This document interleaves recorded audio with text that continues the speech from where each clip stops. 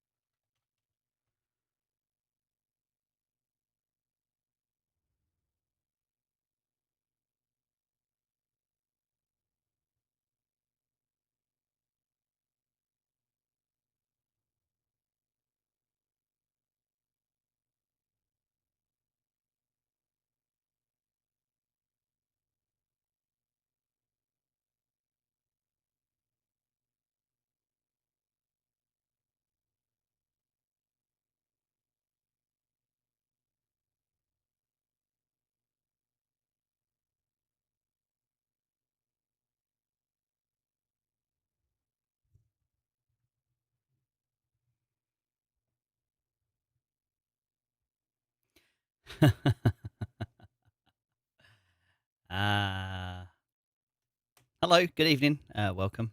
Um, there should have been two of us here right now, and we were just going to kind of ignore what was going on out there. And I assume this is now working. I have no idea. There was going to be two of us, and we'd have a chat and kind of ignore you guys for a bit and just get ourselves sorted and call it a dress rehearsal. But unfortunately, things don't quite work like that, never as planned. And Stu will be along very soon. But for now, it's just me, I'm afraid. So I put a shirt on just for you, and I am wearing trousers. I've even put on my best underwear, just in case I die on air. A boom. Jokes aside, thank you very much for joining me. We will be monitoring the live chat in the Telegram group that we are part of, and we will see where we go from there. We're expecting results between 9:30 and 10 o'clock this evening. I should have really started with "G'day," really, shouldn't I? But I didn't, so sorry about that. Yeah, results between 9:30 and 10. What we're going to do is we're going to go back, look at last results, set of results, take you through them, explain, because we're assuming that whilst most people on the group know what they're looking at, this could be your first set of results. You could have been someone that's come in since before Christmas. And I really should check to see if people can actually hear me. Can someone ping me if you can hear me, please? If you can hear me and see me, can you please ping me on Telegram? Because I'm not paying much attention to it. Thank you. If you see me on my phone, that's me probably on Telegram. Keep your computer still. And we'll go from there, I think. It will take us a little while to get Stu in because it needs a bit of jiggery pokery in Skype. And I've not had a chance to even try Skype because I don't get much chance to look at my PC during the day. Thank you very much, everyone. I will just leave that there for now. And you can see me. Oh, sorry about that. Sorry, sorry for your luck. Yeah, so let's la la la la la la. This is probably the point where I struggle, is where I can't do two things at once. So where I want to bring up a website on the other computer screen and talk to you at the same time, that's where it all gets a bit sticky because I can't concentrate talking to you and doing, and it all gets a bit confusing. So excuse the microphone. I do like it, but it does get in the way occasionally. So if you want to follow along, if you're in that game, let's go and have a look at the MRE, actually. That'd be a good place to start while we're waiting for Stu. So I'm just pulling it up on... Oh, it's not coming up on PDF. Oh, it helps if you download it. You can't download it because it's in JORC. Oh, can you imagine the embarrassment? See, already it's gone wrong. I was expecting to download the PDF, take you into the PDF viewer, show you what it is that I'm looking at. But when you go to the Great and Gold website, you look at JORC, which should really work out what it stands for.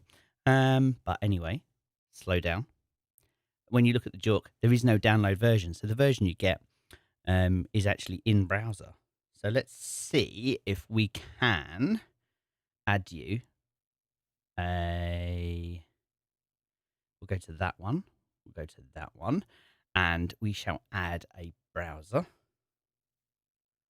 Let's go for this one. Yeah, no worries. You're most welcome. I saw that come up. We'll do that one there, and okay. Here we go. It's loading. So let's minimize me. I can put me up there, and then with a click of a button, ta-da! So hopefully now you can see the maiden resource estimate. And this is the JORC version. What happens is there's two versions of these documents that come out. There's the version that has to go to market. I was only thinking about this earlier, and I could be completely wrong, but there's this version that has to go to market. That contains all the important information for the investors. But what the investors need, and then what the Australian... I really need to turn their notifications off on Telegram. Yeah, so the investors get version 1. Version 2 is the JORC version, and it's JORC, if I'm pronouncing that right, that satisfies the government of Australia, basically, of what their criteria are for all their reporting points. And in the normal version, there's not as many pretty pictures as there are in the JORC version. So when you run to the JORC version, you get all those wonderful images that make absolutely no sense to most people. And other people like Hydro and the geologists just go like wild over what they see. And I just like, oh, look, it's a pretty picture. So anyway, do I have a mouse control on here? It doesn't look like I have a mouse control. Oh, that didn't work, did it? Like, how am I supposed to scroll? Anyone? You can't scroll. It's okay you showing me a website, but there's no function to scroll. What a load of old sauce. So we can show you the website, but we just can't show you what the website says. All right, plan B. So we'll go for... Make sure I've got no naughty websites open. Create new. That page there. Minimize that one down. Oh, okay. Do this. Delete that one. This is why we're doing the dress rehearsal. Shrink me and boop. There we go. You're now looking at my browser. Okay, so this is the maiden resource estimate, and now I've got control. Hopefully you can see that. Let me know if you need me to zoom in, please. In fact, let's zoom it up. There you look at that. Thank you very much. Me, that can't be me. Joint mineral. No, joint or a resource committee. I think it just popped up on screen. It's gone again. See, someone's distracting me. Right. Initial inferred mineral resource estimate of 3.4 of gold is at 160 kilotons out of copper for 4.2 million gold equivalent. Now, gold equivalent, don't quite get, but what they will do is they will take what they found in the copper and essentially they equate it to the same amount of gold to come up with a round figure. The maths are a bit above my head, not going to lie, but that's where they are. So we've got the crescent zone, which we're showing at 3.8 grams per ton of gold and 0.61 of copper. And then we've also got the breccia or breccia, depends on how you say it, which I really strongly advise, Stu, whenever you're ready. Just join me. You go and watch those videos from Magic Trades because they are full of so much information that it's the geology behind it and how this happens and how it comes from right down in the guts and comes up and it all melts and the fusions and the hydrodynamics and everything like that. It's just absolutely phenomenal. You can have that for a meme. Phenomenal. So if you haven't seen them, pop Magic Trades into YouTube. Maybe wait till this stream finishes first. And then you can see. So the potential to grow the resource. Thank you. Potential to grow the resource. The inferred resource is centered on the southeast crescent. Crescent. Not doing very well this evening. Not put my teeth in. It's because I've not spoke to anyone for weeks. Just been using my fingers and keys on the keyboards. An adjacent breccia includes a portion of northern breccia. Outside of the inferred resource, mineralization remains open. That's a big word we like. Within 4 target regions: the southeast, the breccia zone, the northwest crescent, the northern breccia, and the eastern breccia. It's 5, isn't it? No. Southeast, 2, 3. Is it me or is there more than 4? Well, southeast crescent and breccia zone is 1. Yeah, that would make sense, wouldn't it? 2, 3, 4. There we go. Eastern breccia. This provides encouragement that the resource will continue to grow over time with additional planned drilling. Now, obviously, most of you would know that they are starting to decline. They've got an exploration decline going in. And we need to make sure that we use the words exploration decline, because they're not declining a portal, I think someone referred to it, that the opening that goes down underground. They're not actually doing that to mine. They don't have that final tick box done. They need that pre-feasibility study. Excuse my popping peas. They need the pre-feasibility study before they can tick that box and then actually go and mine it. But what they're allowed to do is get underground and take a drill to it and go and have a look, as long as they're exploring and not mining. So that will actually bring us some really, I want to say, more controlled results. Maybe controlled's not the word. Defined. You know, they're going to go exactly to where they want to and have a look. And obviously the sad part about that is once they drill it, they have to do something with it. So I guess they'll take it to Telfer and do what they need to do with it and turn it into gold. I mean, it already is gold, but you know what I mean? Refine it and stuff. So, yeah, fingers crossed on that one. They're going to do a bulk underground mining potential, which I think just means they're just going to blow the crap out of it and just pull it all out. There are some amazing, it depends if you're into boys and they're very big toys, I guess. But there's plenty of machinery videos on YouTube. I think it's a Scandvik or something. Some big robotic jumbo-y type things with all arms that go drilling, and so they do all this drilling and then they pop it full of dynamite and then they blow it up. And actually, they blow up if you're into blowing stuff up, they're pretty good fun to watch as well. As the shockwave just bellows down the tunnel, and probably catches the newest miner completely unawares, knocks him flat in his ass. So yeah, if my terminology is not quite on point, I do apologise. I do see things very basic. Now, there are some number 1s and number 2s over this, so we do need to make sure that we read the small print, because that will tell us exactly how they're getting to. Well, in this case, it's telling us exactly how they get to the numbers that they're going to. So we don't need to go into that right now. I'm still waiting for Stuart to give me a message and tell me he's ready. So for 2021, he says, there we go, next steps. And I've said this a few times recently. The growth of drilling in this calendar year will focus on the extension and definition of the southeast crescent breccia and northwest crescent, northern breccia, eastern breccia, I'm going to call it breccia, zones adjacent to the current inferred resource, complete with an infill drilling program. The early works program, that is them building that decline and getting ready to just to have everything in place so that they can go mining. We've got the pre-feasibility study, which is a tick box exercise. You can't do the pre-feasibility study until you've got all the detailed information that you need. So you then take your inferred. Oh, why do I do this to myself? Come up with these words that I have no idea what they mean. But we've got the inferred resource, and then we switch it over to, and someone's going to ping it up on my screen in a moment when they hear it. Thank you.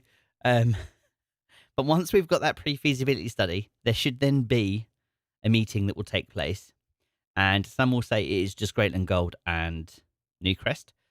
Others say it's a third party. But it's gone ding.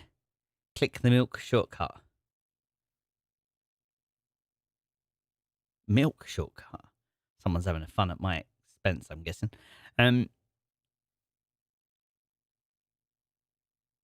There. Indicated. There it is. Look, inferred and indicated right on the screen in front of me. Just Just there, look, indicated, inferred to indicated. So, anyway, pre-feasibility study, have a meeting, and at that point, they will make a decision. Is this going to be good enough for us to mine? Do we have enough gold to warrant the expense of going after it? Now, we say everything that we talk about needs to be taken with a pinch of salt.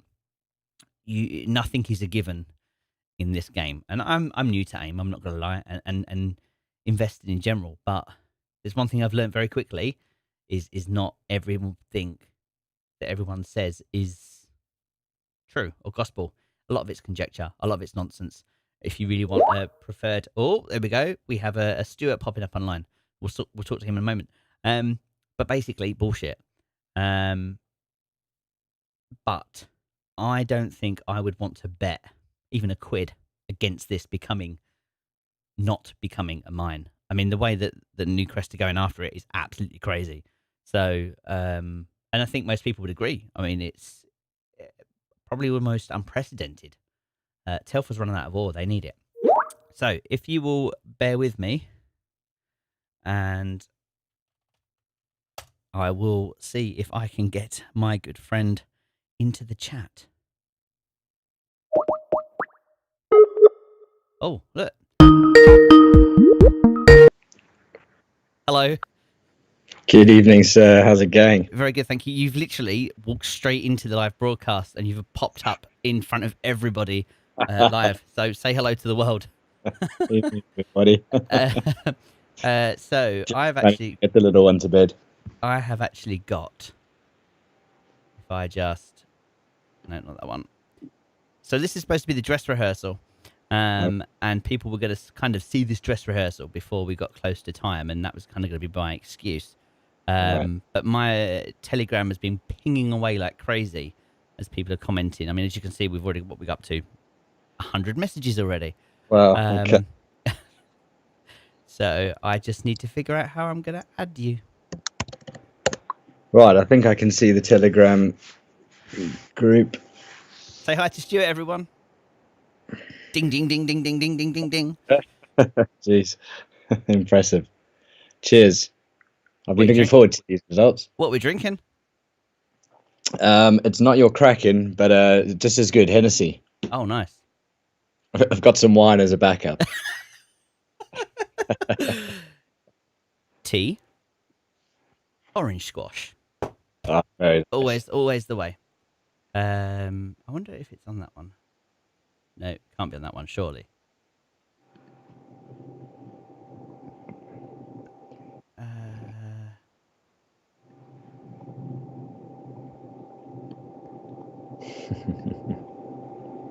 Evening, everyone. This is the only thing I've not managed to do. Out of all the little things that I've looked at and checked today, the only thing I didn't do up until now was check Skype. And I think I've frozen my own video. So who knows what's going on? This is going to be the blind leading the blind here. Oh, look, I've taken you off air. I've put me on air, and I think we'll be back in just one moment, boys and girls. In fact, why don't you all check out my disclaimer? Wow. What have I done now?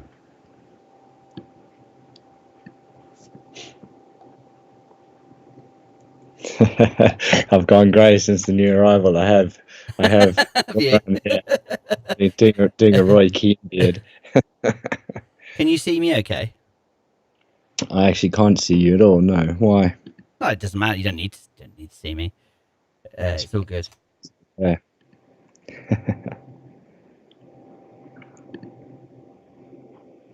Image. Add existing. That one. Lost Soul. It almost was that bad. I suppose we're not really on the chat, but I'm quite heavily into Bitcoin, so I was. It's a pretty key night for Bitcoin. There were some pretty key levels, so I've had my little one screaming for a while, watching the price, trying to download Telegram and Skype, freaking out a little bit.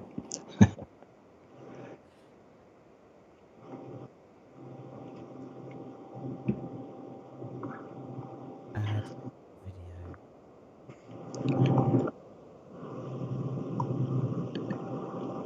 Yeah, how do you swap me out so we can see your screen?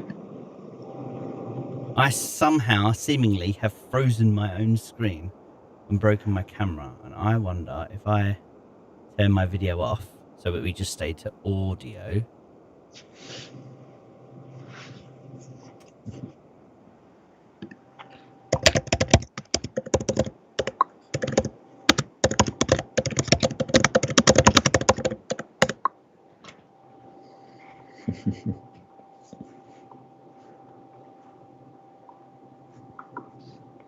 Oh man, that's crazy. I wonder if I add a...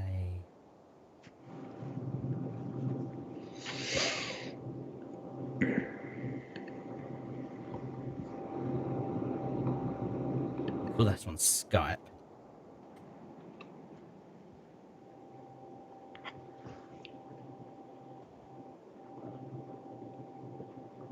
But then it's gone. So where's it gone? Ah!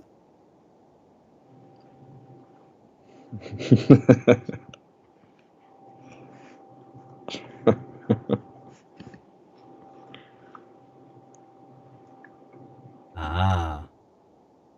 Let's start virtual camera. Right. That's gone back to front.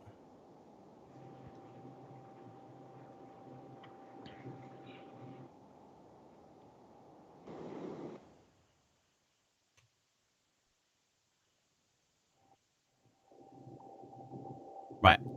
I might be there now. I have no idea. Turn the camera on. No, not quite.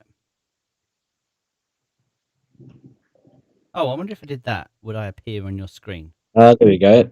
But am I I think you. frozen? I don't think you can see me moving, can you? No, you're frozen. Brutal. And I'm having a look on YouTube on my phone, and there's nothing on there. Okay. Cheers, Ben. This was organised this morning pretty much, so it's been a day from hell for me.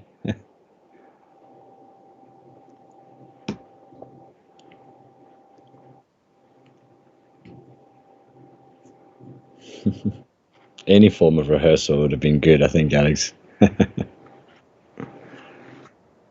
What a week it's been.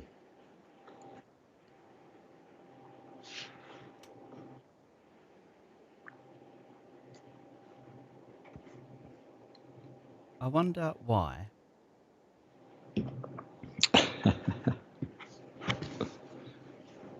Okay, now we got GGP stream starting soon.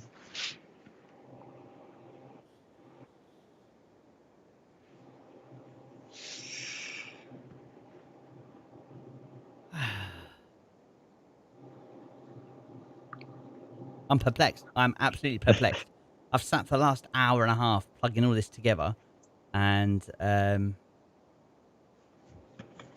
oh, hang on. I now have you on my screen, which is a start.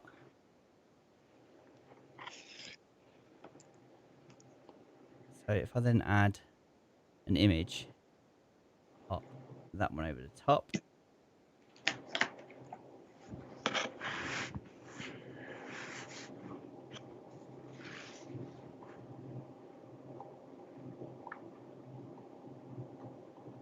Yeah, my camera's giving up the ghost. Oh, maybe I need to add the maybe it's not that one I need to add. I need to add a new one. Make it that one.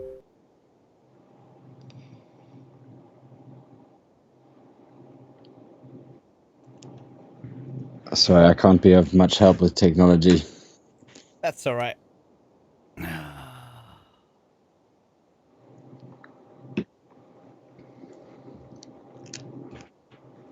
What's the sweepstakes running for timing tonight? So can people still hear us? Is that what's happening? People are responding to you. I don't know. Let's have a. Can you still hear us, guys? James is typing. Rolling Skies and James and Ben are typing. Yeah, they must do. I don't get why that says that.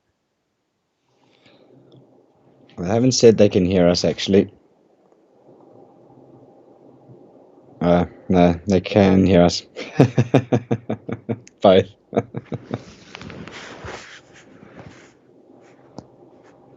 This feels like March all over again when I first had to start working from home and couldn't get anything to work. Right. So if I now do this, hopefully in a moment, people should say they can see us, which will be an absolute start. So if you can see us and you can hear us, please can 7 of you let us know that you can hear us and see us. And cheers to you all.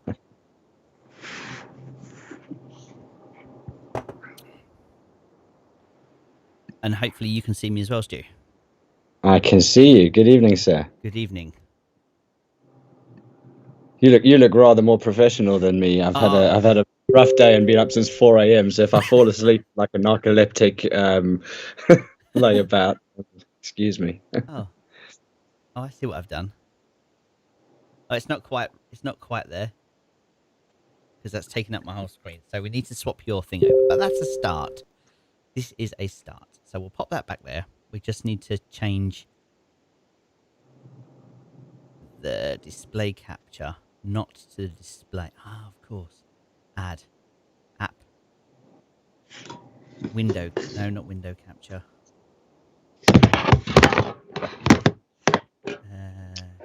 Text, image, game capture, display capture. Browser. Window. Skype. What timing are we going for tonight, gents? I'm going 9:34.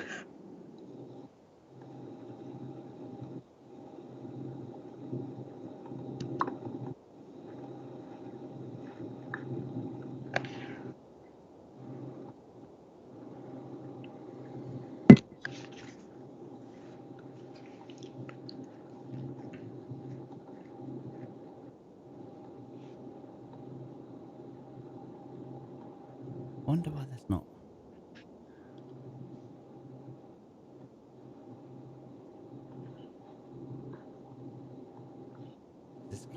Sorry. So basically, I'm trying to tell the system that we want it to see Skype because that's how we're doing our conversation this evening. And every time I say go see Skype, computer goes, absolutely, that's fantastic. That sounds great. And then it turns out it's not doing what it's supposed to. So no doubt there is a button somewhere that I'm not clicking.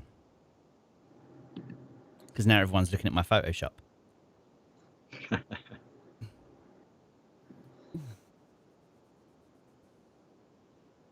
And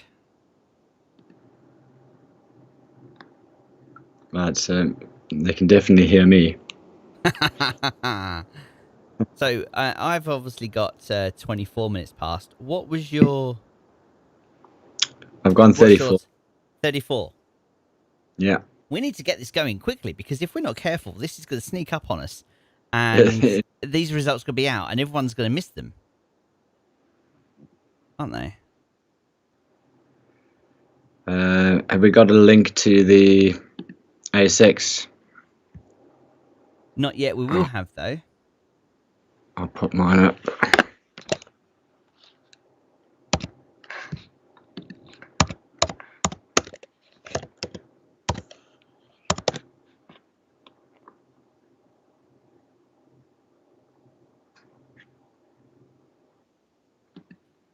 Still, at least the next set of results, we'll know what we're doing if we do this again. Indeed. Well, speak for yourself.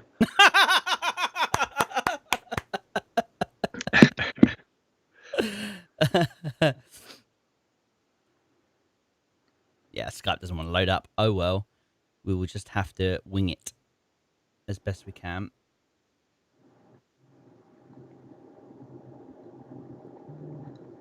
Announcements.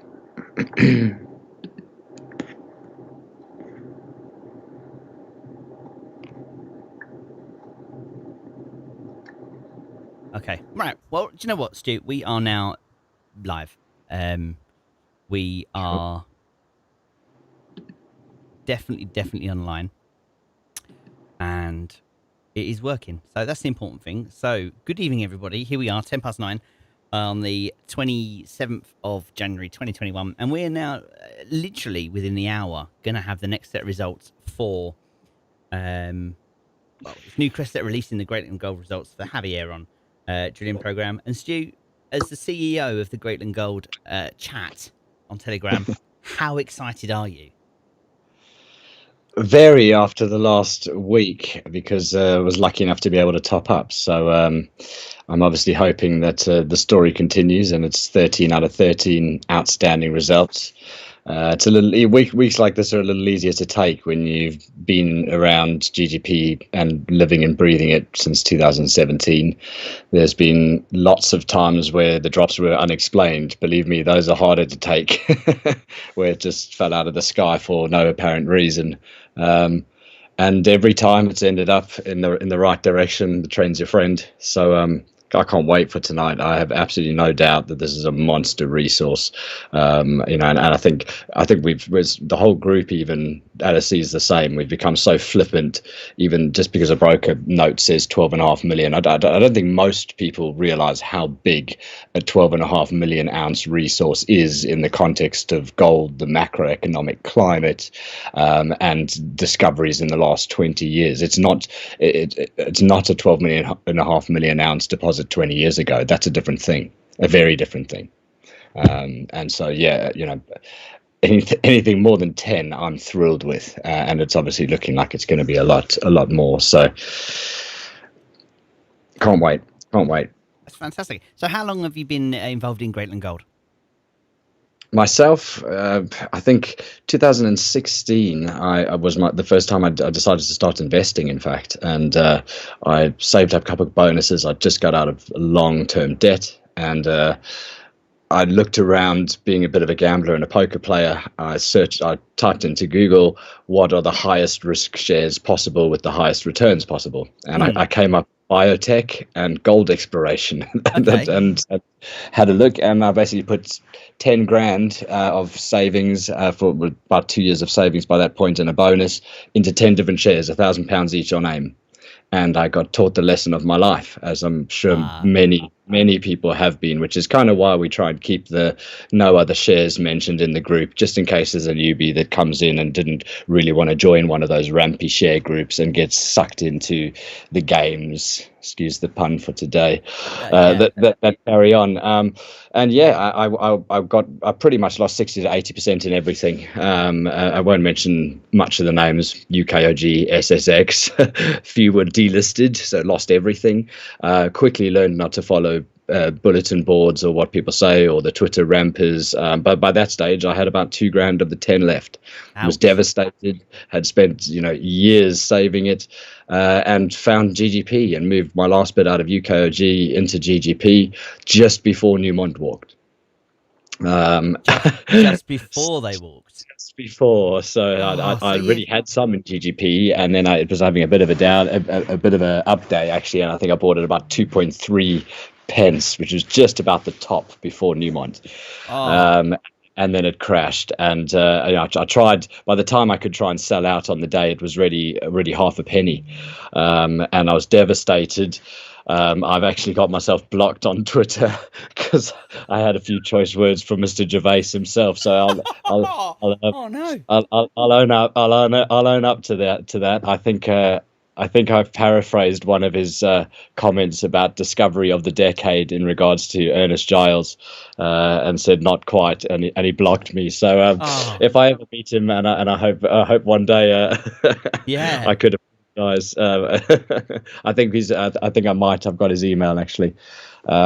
Essentially I carried on then researched quite a bit about Javieron, and if I'm brutally honest, took a bit of a gamble because I didn't have any much left, and from there monthly I kept buying in, and at that stage it was, for me, small, big amounts. It was about £250 a month, and I've still got the things on Hargreaves Lansdowne, where I think I got something like 180,000 shares for £250. Wow. was just crazy. And I had about 4 or 5 buys at the 0.056, so half a penny mark, and then naively sold out at 0.68. So I didn't take a hell of a lot of profit. I just went, oh great, I've made a little bit of money. Go me, yeah. Let's not get greedy, yeah. And by about 1 pence, I started getting really, really interested. And it was only obviously then once they made the first Havarian discovery, I actually took a loan at the time, and I did some pretty silly things, but I was 100% confident that it was going to go places. And nothing big, $2,000 I think at the time, and basically from then on, I've just tried to buy the dips. That's been my strategy along the way. I tried a few times trying to sell into news, after news, and I always ended up buying back in higher. Always ended up fluffing the trade, and it irritated me because for the last three years, you certainly, in the early days, there was such a pattern. It would kill us. You'd sit there. It would go straight up into news, and then, as the guy said today, it would drop off after news and drift, and then back up again. And you just thought, you can see it on the graph in hindsight, can't you? You can look and say, oh, if I just sold there, rebought there, doubled my shares. You get the odd guy who came on and said he did it, but it's true results. I went in and bought, and a lot of the time that didn't feel very wise. I bought it remember buying it the exact top at just over 15p after one of the results. Quite a big buy with everything I had at the time, and thought, come on, you should know better than this. You should have just waited. But of course, it was way past 15p in the not too distant future from there, and that's what happens with a deposit like this. You can just sit back and let it keep giving, as old GH says. And it's amazing how quickly it kind of jumps around, because the day to day, and I know there's some people that will suggest, don't watch the price day in, day out. But actually, when you're home and you've got nothing, I don't want to say better to do with your time, because I'm sure Mrs. Bottle Rocket would argue there's plenty that could be done around the house that is far more important than sitting watching a share all day. But it's fascinating watching the way that the market ebbs and flows, and the trader psychology behind it. I mean, you can tell on Telegram, up, down a penny either way, and the sentiment. I can tell you how well the price is doing based on the sentiment of the chat. It really is intriguing in that sense. I think that's the AIM market, isn't it? All in all, none of us can lie to ourselves. It's full of gamblers and broken hopes and dreams. And every now and then you get a unicorn. But again, we're not in the chat, but it's worth a mention. Nothing is certain. We all saw what happened to EUA today. There's lots of bumps in a road when you find a unicorn like this. But EUA, just like GGP, has come up 45,000% in however long. But it's all about the research, and it's all about, I think, buying the dips and taking a long view.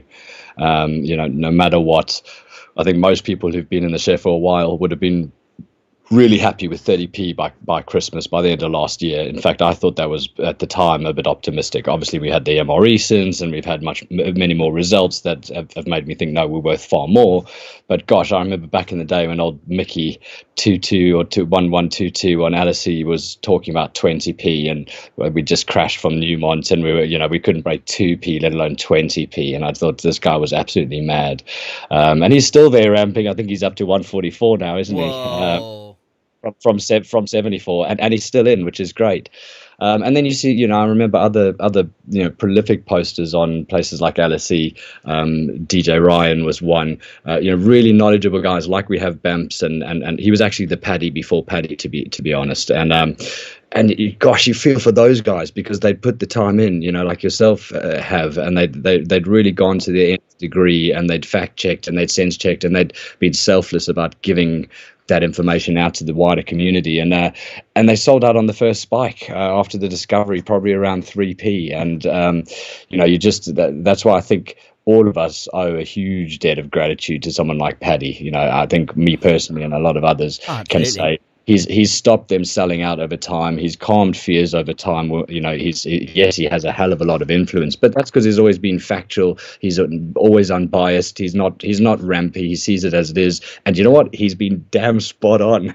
I think a lot of us can say he's made us a hell of a lot of money. And anybody who invests in gold exploration needs to know that it's a hell of a long journey. I didn't know that when I first invested in it. I just knew there was a big upside. It was only really doing a bit more research and realizing most companies are 0 to 15 to 20 years before the first pour. We're going to probably do that in 5 to 6. It's just about unheard of, as Sprott says. For a major to throw everything they have at us. Find me another one that they've moved this quickly, that any major has moved this quickly with a junior. This is world class. It's beyond it. It is. While you've been taking us through that, I've been taking the time to very quickly and hastily scrap together a new scene to change to for our guests that are currently watching. I have actually pulled up and managed to find the ASX announcements, and they are about to appear beside us. No, that way, other way. Anyway, right about now. So, someone says, what about beat him? Oh, I mean, do you know what? It's one of those things, isn't it? Couldn't happen to a nicer man, I think, would be my first thought. I don't wish ill of anybody, and I don't wish that anybody would lose money. But the manipulating markets to get what you want because you're not smart enough, no, that's no good. So the fact that he sold out with a small amount of profit and chased another hope and dream and lost there is well, we can all sit here smug, can't we? I mean, gosh, what about Prim? That's another one. They sat there. It is spiced rum. Yeah, no, it's not actually. I've had too much. It's Hennessy. Nice. But that's another Alistair Clayton on Twitter.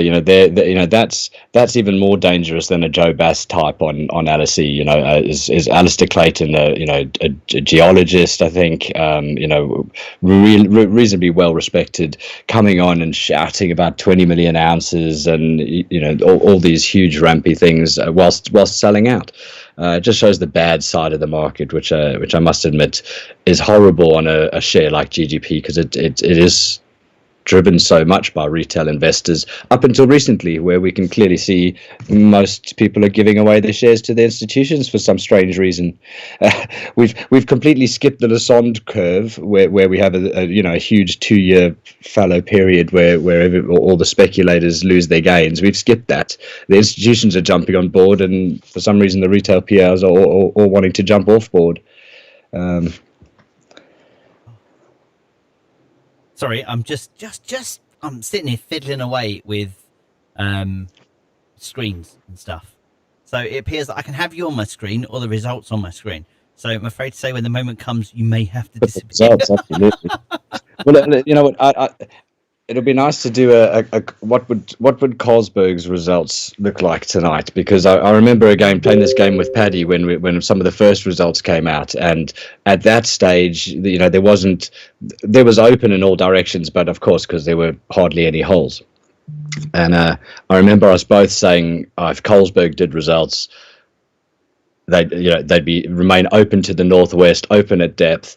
So and I think that's such a key thing. That's what I want to see with all of these results. Not necessarily, obviously we need to see it remaining open on one end. Yeah. But the fact that they've reopened some of it, they're not out already, are they? No, they're not. This is actually last results. I thought I'd pull those up for a comparison. Yeah. So looking at HAD 56 W1.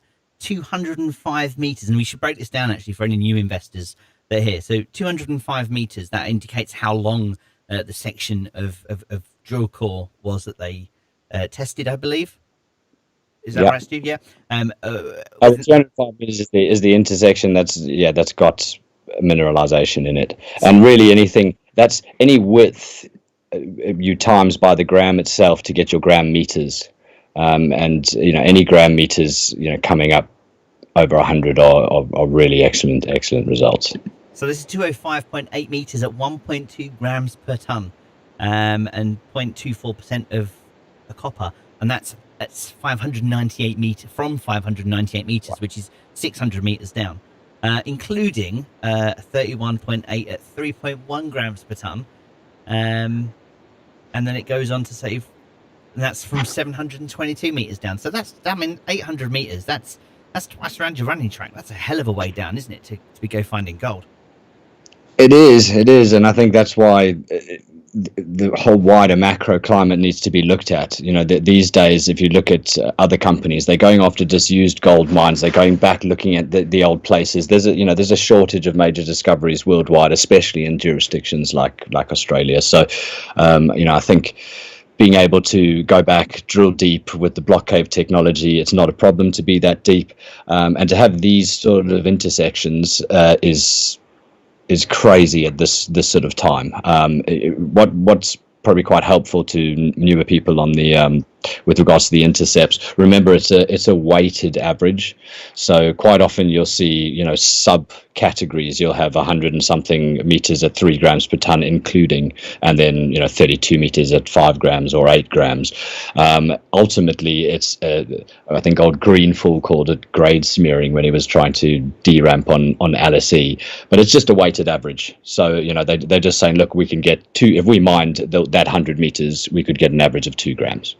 So it's going to be a mix of grades throughout. But I think what's very interesting here, and what I'd love to see, if people ask today what would move the share price, what's going to be a big catalyst. We're all expecting the 13th straight set of good results. That's anything less than that is going to be disappointing, and I don't think we'll get anything less than that. I think we might get a few less holes, just because of the timing of it going into summer. But I think we're wanting to see that it remains open at depth to the northwest, to the southeast, and we're wanting to see that anything above that 2 grams per ton. That's the. I think that there's going to be a little bit of a longer window. I think we'll actually be a little bit more. I don't want to use the word damaging, but I think there'll be less next time around. Just because isn't there a 6 weeks window between when the cut off? So I mean, 6 weeks ago was well before Christmas, wasn't it? Yeah, these will be October, November results, and part of me wonders, again, whether how much focus was on the MRE. This might just have 5 or 6 holes. They might have rushed through a few others to get into the MRE, and this is the ones after. I think the important ones for me is if we have any step out, we know that the step out program was starting after the infill in earnest, so we likely possibly to get some step out holes today. So that's always letting us know whether there's potential for it to increase. I'm still hoping for those words, new sulfide vein or a new sulfide crescent identified. When you look at that, the purple, which is obviously where the money shot, that's where they're going to start mining first. That's where the stoping is going to take place. That's what's going to fund the block cave potentially at the end.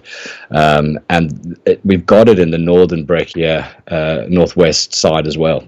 And obviously that's, if you think about the amount of drilling that's been done in the southeast, we're about 18 months in. So 18 months in, we've got an MRE just on that southeast. We know we've got enough to complete that diagram. That's a good one actually to have, if we can find it on Great and Gold's website, the diagram of the purple and the yellow and the breccia and all the zones. But that's key. There could be so much more out here. What's been proven is this huge event, and as Hydro says, it could be district scale, but we already know it's absolutely huge. We already know it's going to be mined. I think a lot of people were talking about decision to mine on the group earlier today, and I think it's quite obvious Newcrest have made a decision to mine. I think it's sort of semantics, but when you make a decision to mine, it's a contractual thing from what I've seen in mining. It's when Pacific or whoever it is gets their shares, the 150 million shares that become available once a decision to mine is given. That'll be after the final feasibility study, but they've clearly made a decision to mine. I mean, they are mining. They're doing the box cut now and going down. So this is going to get mined. The biggest risk for me is is whether or not we get the block cave. They're still saying in all of the results, confirms potential for block cave. So I think that's the biggest risk for me. That's still, if anything could stand in the way of us being able to block cave. But I mean, just look at that. That's such a great diagram. I mean, you've got that. If you look to the sort of to the top of it there, yes, you've got this tiny purple thin ring around. And sure, it does look far greater and far bigger in the southeast where all the drilling's been, but there's lots of the little pockets around, and you think all it's going to take is us to hit another big high grade half crescent like that. And they could be anywhere. They could be 50, 20, 80 meters just to the left. The main thing is the geological events happened here. It has taken place. We're no longer looking for it.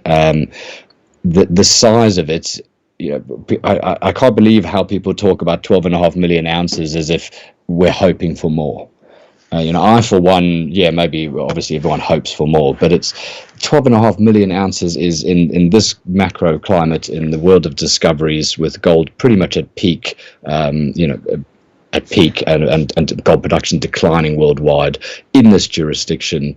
Like Spot said, there's going to be some sort of bidding war. This is the type, a tier 1 deposit can change economies. Yeah. We're not talking about a country, we're talking about an economy. If the US dollar continues to slide, which I think it will after the continued fiscal stimulus, they don't have a route out, in my opinion. And being in gold is where you're going to want to be. It doesn't need to go to $2,500 or $3,000. It just needs to stay right here. We've got the perfect partner who can efficiently mine it. And deposits like this are unique. There hasn't been one found in 10 years, and there won't be one found for another 10 years. So I like people doing these DCF value calculations, but I, for one, think the world has immeasurably changed. And I don't think there's been a few catalysts for gold along the millennia as there have been, like there is now. We're in my opinion nearing the end of next 5 to 10 years, the end of global fiat money in some form or another. Now sorry, I'm just gonna jump in there. That comes up quite a lot. Fiat. My wife drives one of those, fix it all the time. But what do you mean by in a monetary sense? Fiat is the actual definition of it means something that has been issued by government decree or by authoritative sort of decree. So it basically means, I think it came from the Romans, I could be mistaken, but essentially it's the declaration that money has worth. So in the old days, you had the gold standard. That wasn't called fiat money. You could take your dollar to the US Federal Reserve, give them $1, and they would give you the requisite amount of gold back in the 70s, or when we're on the gold standard. Now, when they went off the gold standard, that money is backed purely by trust.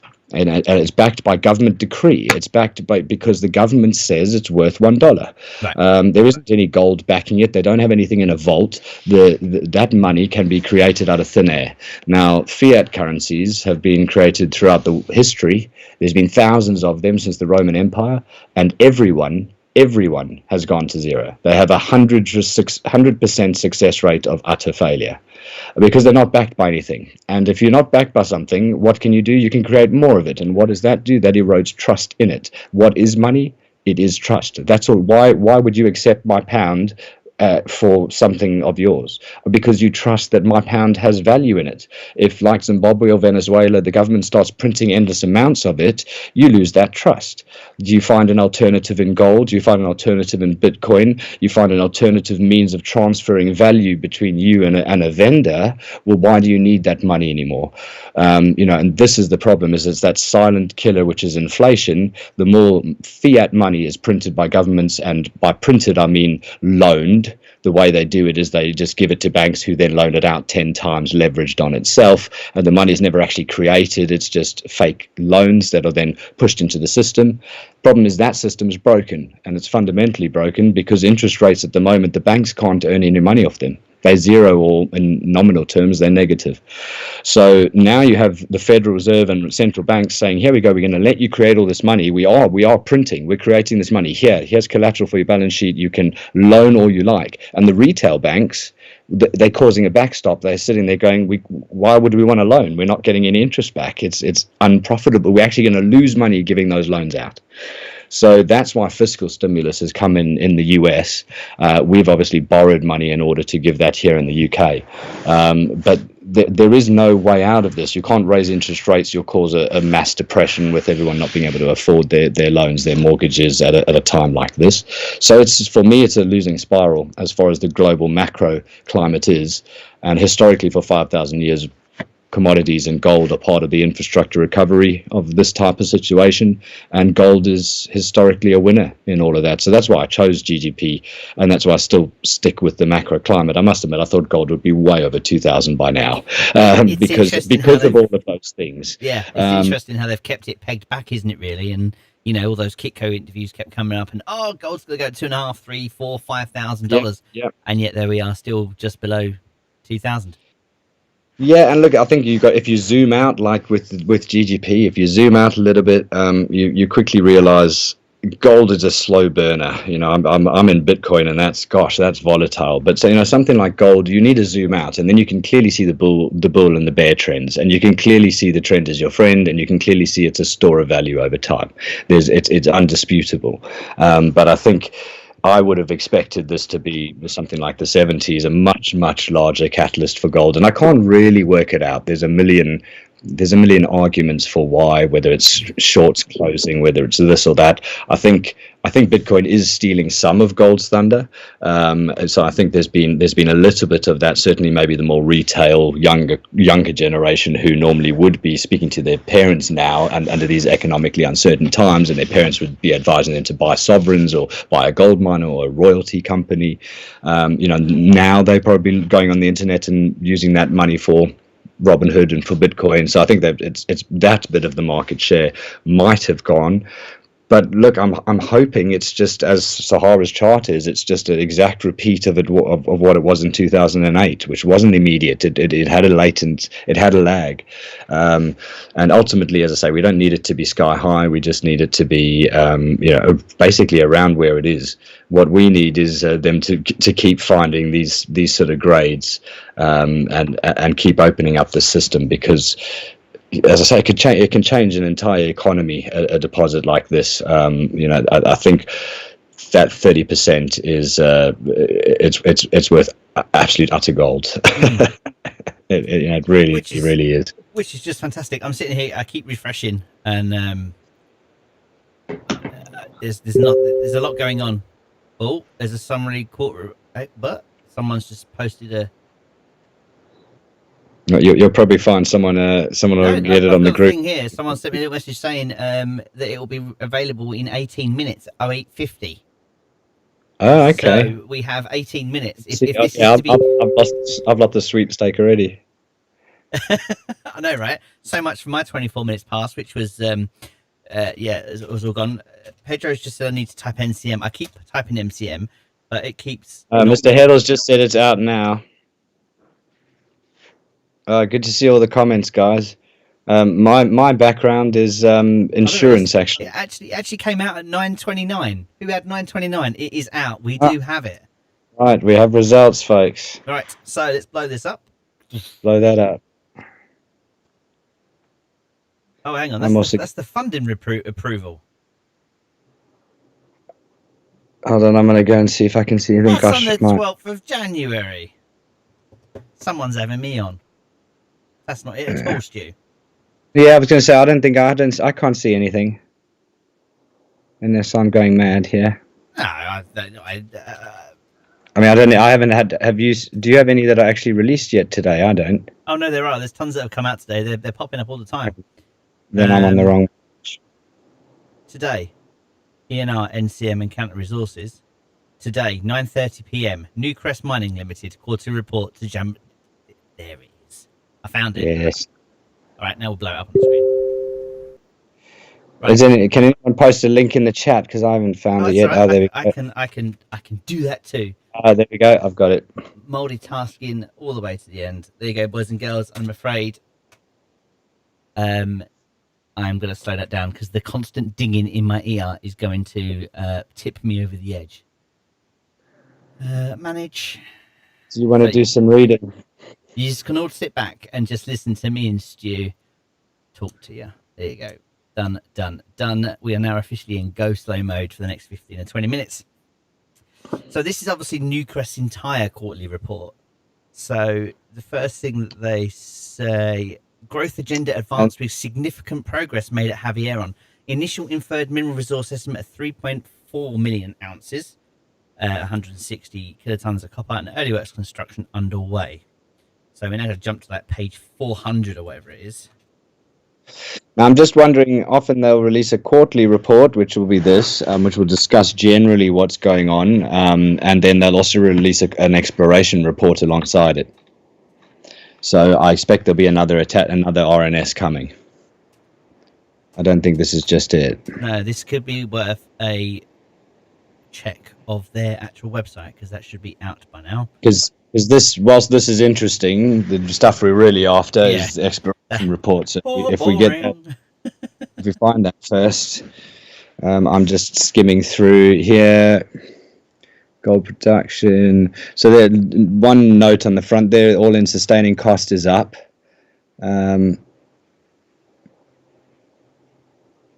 Although, whoa, look at that. Cadia records lowest ever quarterly all-in sustaining cost at -$6. Yes, you heard it right. Negative $6. So it's actually they're wow. being paid to produce the gold. Is that right? Yeah, essentially. For what, as far as I know, and Hydro and guys can possibly correct me in the chat, but as far as I know, they get it's the copper content, so they get quite a lot of copper credits. Here we go. So Habari says the exploration report is mega. Do we have a link, guys? Oh, there we go. I think I've got a link here. Yes, there we go. Exploration report. Happy days. Right, highlights.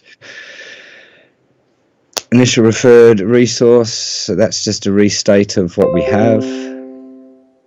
Increased Patterson Province total land holding by entering Jury joint venture, which we know about. Drilling intersected a new zone of high-grade mineralization. Sadly, that's Red Chris. We're going to skip through Red Chris. Wilkie project. Right, Havarian. Let's skip to Havarian. All right, let's read Sandeep's comments. So the December quarter has seen excellent progress in relation to our expanding exploration portfolio. In a highly prospective Patterson province in Western Australia, we announced our initial inferred mineral resource estimate for the Havarian project and expanded our presence by entering into the Jury joint venture and commenced drilling at the Wilkie project. In the Americas, brownfields drilling at Red Chris has confirmed the potential for discovery of new higher-grade mineralization within the main, I'm not even going to try and pronounce that, whilst at the Jarbridge project we commenced our initial drilling activities. So onto the stuff we really want to know. Here we go. Havarian. Oh, look at that. Research drilling results since September. 111 meters at 3.6 grams per ton. This is the stuff we're wanting to see. So, over 100 meters at 3.6. So you times 111 meters by the 3.6, and then you've got the 0.5% of copper, which is great. That's commercial copper, massively commercial at 3.6. Now, what we got to hopefully find later in the report is where that is. That's the significance. That is one of the best type. That is a great. It depends where it is. In the southeast, we're used to that type of intercept. It's common. It's not common. It's absolutely outstanding. But it'll be interesting to see where it is. 40 meters at 8 grams per ton and half a percent copper. That's huge. And look, these are also from 804 meters. So I think, from memory, it was around 600 meters, some of the other much higher grade. So it's going to be really interesting to see where that is. Sorry, I'm a bit hung up on that hole because it's fantastic. There's more to come. There's more to come. At 109. Wow, 40 meters at 10 grams, basically. Hello, get in. I mean, and that's 800 meters below the surface. 800 meters down, they're finding 9.8 grams. I mean, that's got to be a lump, right? That's a chunk of gold they found. It's got to be interesting to see where this is, because my gosh, if this isn't in that southeast corner, that we saw with the purple ellipse, that's exciting. That's super exciting. Well, that's another high grade pod, basically, and that's what this is all about. Had 110, 134 meters at 3.1 grams per ton. We're hoping for here is we're bringing up the grade. If we ultimately, if we can average 2 grams per ton across a wider area, that's going to be off the charts. Wow. Okay, 140 meters, and again, the copper percentage is interesting because we're talking about 140 meters at an average of 0.48% copper. Now that's higher than the Winu discovery, which is a copper discovery, and not all of it, obviously, but there's loads of their intercepts are way down at 0.2, 0.3, 0.4. So Someone's jumped ahead, fantastic and intercept. James Thompson's just jumped ahead and said that Had 25 is in the southeast corner. It is southeast corner. Okay. So okay. Look, it's absolutely it's more infill drilling. It means that basically that is our average intercept is over 100 meters at roughly 3 to 6 grams. That's insane, absolutely insane. That 109, that can't be in the southwest corner. No. Where's 109? Because 109 and 110. Maybe we need to have a look at this. Yeah, if we can get those up side by side. I'm trying to. Oh, it looks like they've. Oh, sorry. Okay, so let's keep reading. So 137 meters at 9.8, absolutely massive again from 814. So similar type depth. Had 110, 140 at 2.5. Had 110 is still on the southeast corner, but it's still southeast. It's on that thicker part of the breccia zone that's coming round, and it's catching that whole horseshoe, that other half horseshoe, if you like, that we kind of didn't realize was there until June. That's kind of where that's coming round in an anti-clockwise fashion, if that's how I'm reading that. I'm down on page, I don't know, 5. Had 113. Have we done 110 yet? So 110. 110's got 2. 110's greedy. It's got 2. It's also got 134. So it's got a wedge. So again, I think with the wedge, as far as I understand it, and again the chat can correct me, but they're going to go down, and then they basically will send a wedge off in a different direction from down there. And again, 134 meters at 3 grams. That's massive. 23 meters at 12 grams per ton is a discovery by itself. So I'm in lots of other shares, and if you give me 22 meters or at 12 grams per ton, you're gonna throw something at it because it's a great discovery. Had 121 meters at 2 grams, good copper content in that hole again. Had 113 wedge, 108 at 2.5, really good copper content. Again, you see, we've got a mix here. We've got a mix from 500, 700, 800. That's just building a visual picture of the volume here. It's not just from 800 or just from 600. It's right the way through, right across the piece. And wow, we're averaging well above 2 grams per ton here, which is actually our last results weren't as good as this. This is definitely better. 134 at 3.1, 22 at 9. Have you seen Had 56 yet? Just got to it. I think you need to just take a drink before you read that out loud. 205 meters. That's absolutely whoa. And I've just skimmed down to the one at the bottom, 105. Whoa. 300 meters at 1.2.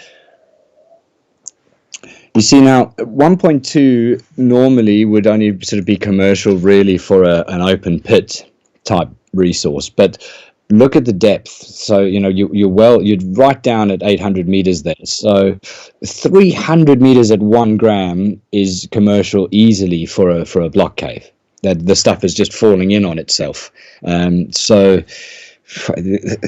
it's the widths that are mostly impressive here. Obviously the grams are really, really, really good, but to have that such long widths averaging way above that 2 grams, it just gets better and better here. So those are all the significant ones in this first page. Frank White has a question. He says, for a total noob, is this good? Yes, it's our 13th set of outstanding drill results. These are world-class drill results. There's no two ways about it. Nothing about those results can be construed as bad in any way, shape, or form. What I want to move down and start reading the write-up and see what we have there. Those are just as good, if not better, than my expectation. I think that there's some really high grades in there and some really long widths. How many holes? 1, 2, 3, 4, 5, 6, 7, 8, 9. So there's 9. Those are the significant intercepts. So it'll be interesting again to see at the end of the report. There's often various other ones, but I want to go. I want to skip to where. Yeah, I've just got to the write-up and I'm kind of skimming it and looking for things to pull up and just say. So this is the report that contains 33 holes, which resulted in 26,591 meters of drilling, which was completed since September the 30th, with all drill holes intersecting mineralization, a total of 138,504 meters of drilling from 153 holes has been completed since Newcrest started in May 2019. I mean, there's I'm sure that wasn't lost on anybody, but we need to repeat that. Drilling activities from 33 drill holes resulted in 26,000 meters of drilling completed by the 30th of September 2020. Pause. With all drill holes intersecting mineralization. Now, 3 years ago, when we were first going, all we could talk about was, don't worry, they're going to miss loads, and they're going to have lots of duff holes, but we found something in one hole.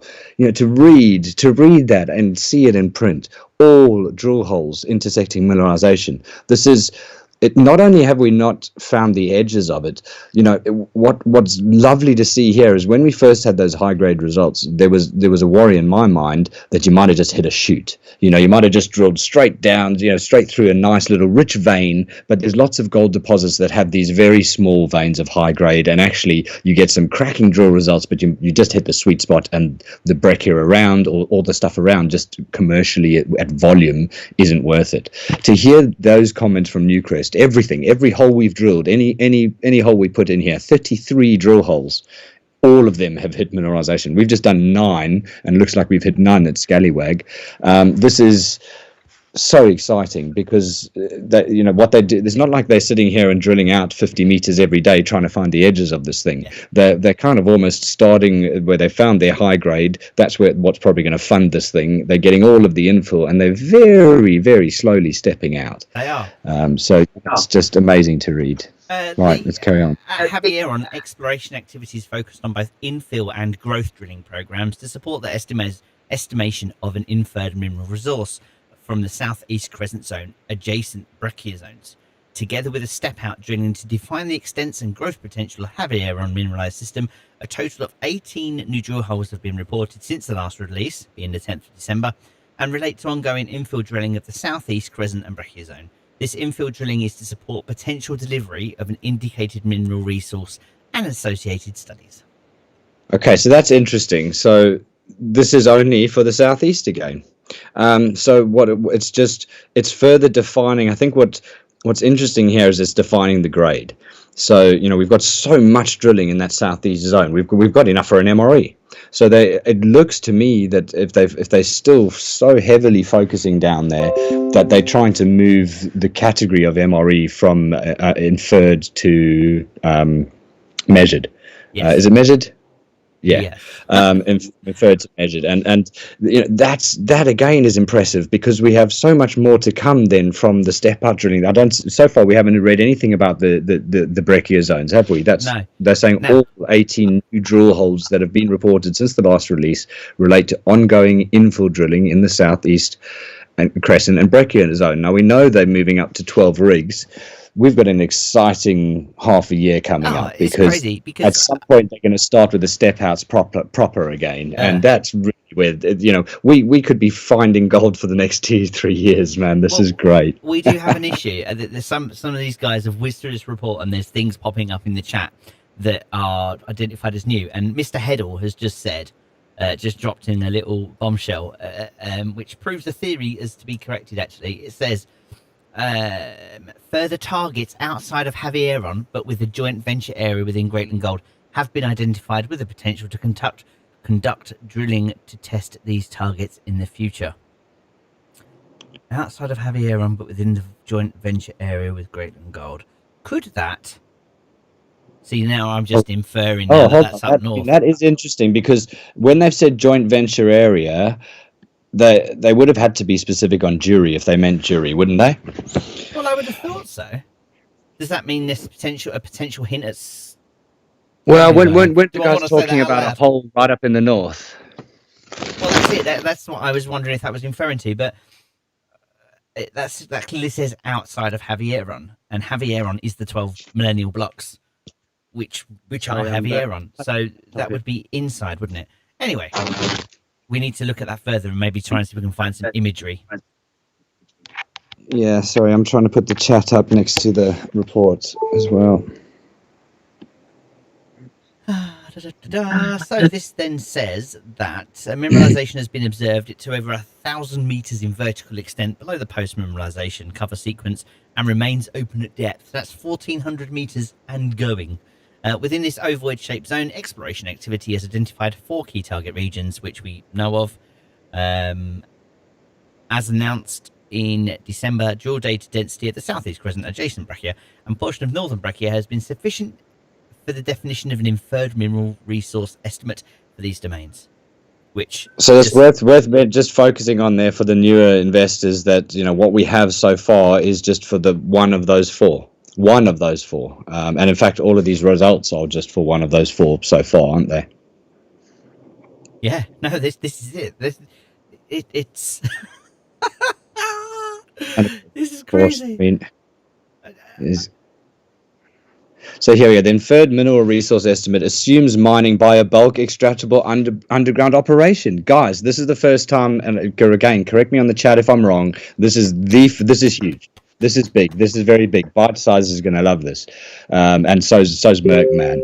Because until now, it's been, you know, substantiates, and the language has all been about, it's still possible. This is quite clear here. The inferred mineral resource estimate assumes mining by a bulk extractable underground operation.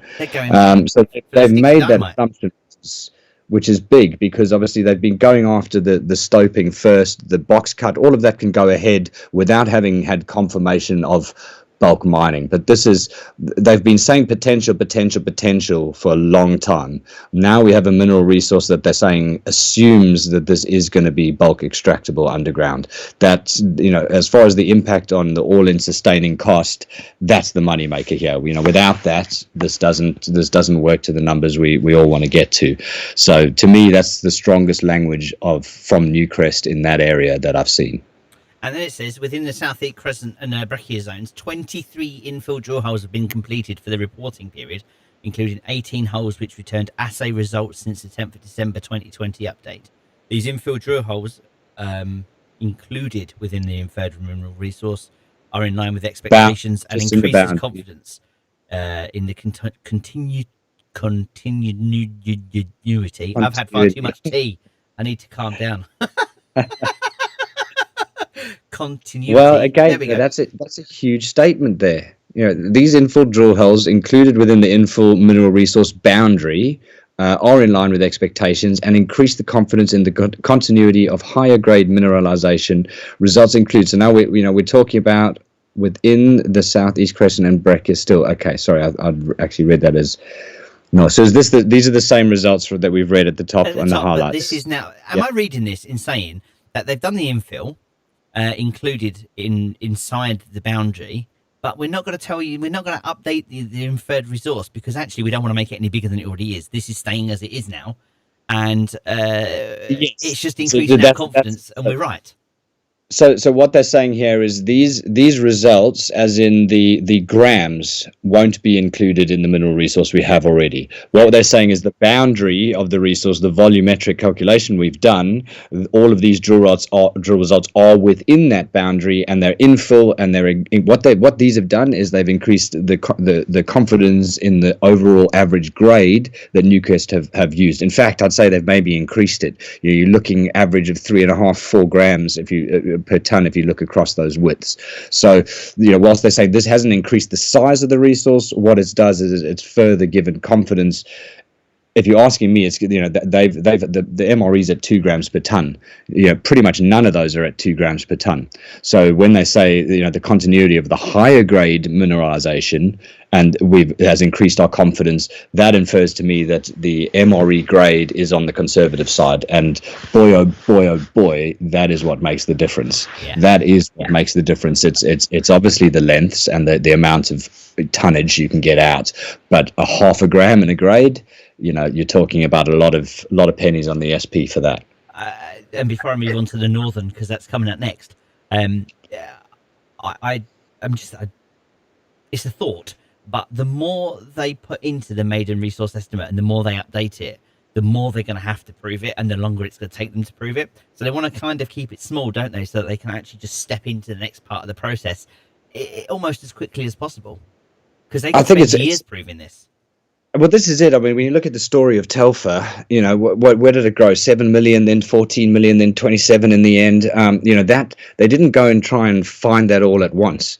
And here they know they've got something commercial, and they know that portion can pay for the rest of it. So I think that's what I love about this deposit. Is it's not, if you're looking at just this massive breccia where everything's averaging 1.2 grams, it might still be commercial, but you still got to build an entire block cave. That's where the 5-10 year time frames come into play. Processing plants, we already know the Telfer is again the key here, not only running out of ore, but just the fact that it's bloody there.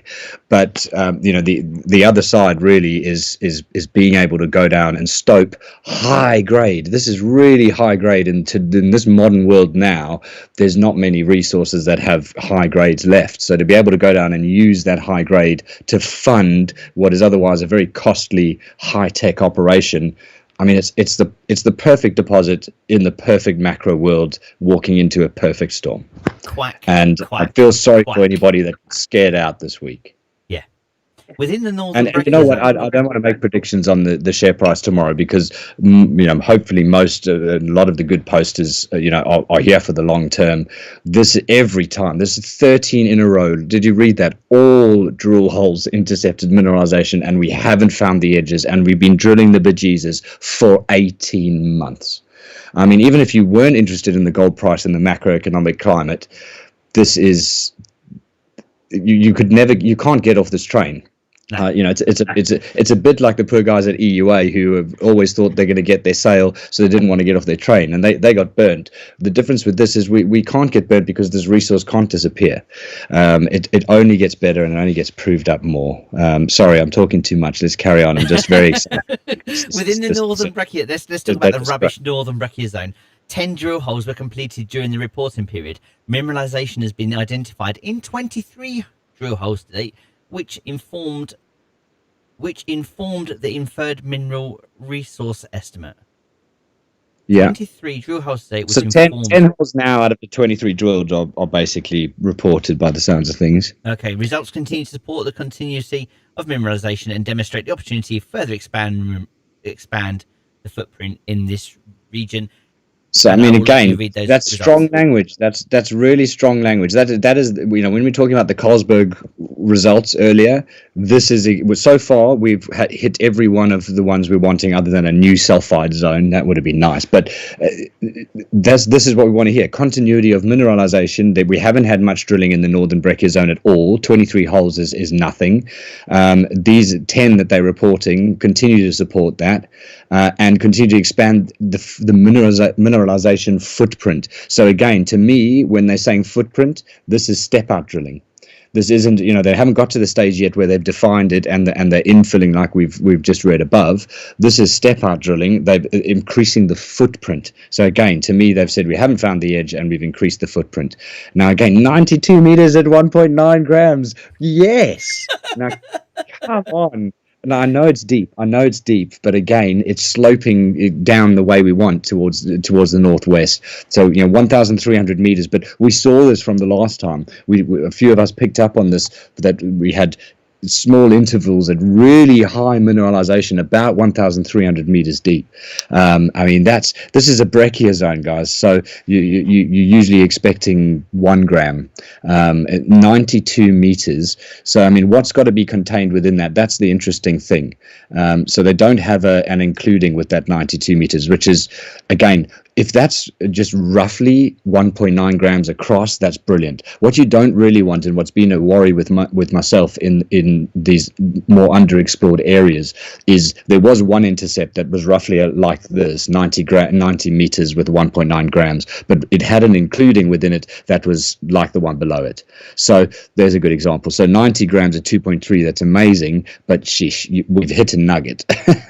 There's 2.4 meters at 67 grams. So I work in insurance and I work with probability and actuarial models all day, and it's a weighted average. So I'm more impressed by the drill result above the 92.5 meters at 1.9, because that shows a continuity of a constant mineralization across that whole length of 92 meters, whereas the 90.6 meters, you could I'm not sure. I want to actually go and see the full appendix and see how that's all broken down, because you could have such high grade being 67 grams per ton that actually you've only got 30 meters at one outside of that. So interesting to see where that is. I mean, let's not poo-poo the fact that 2.4 meters at 67 grams per ton.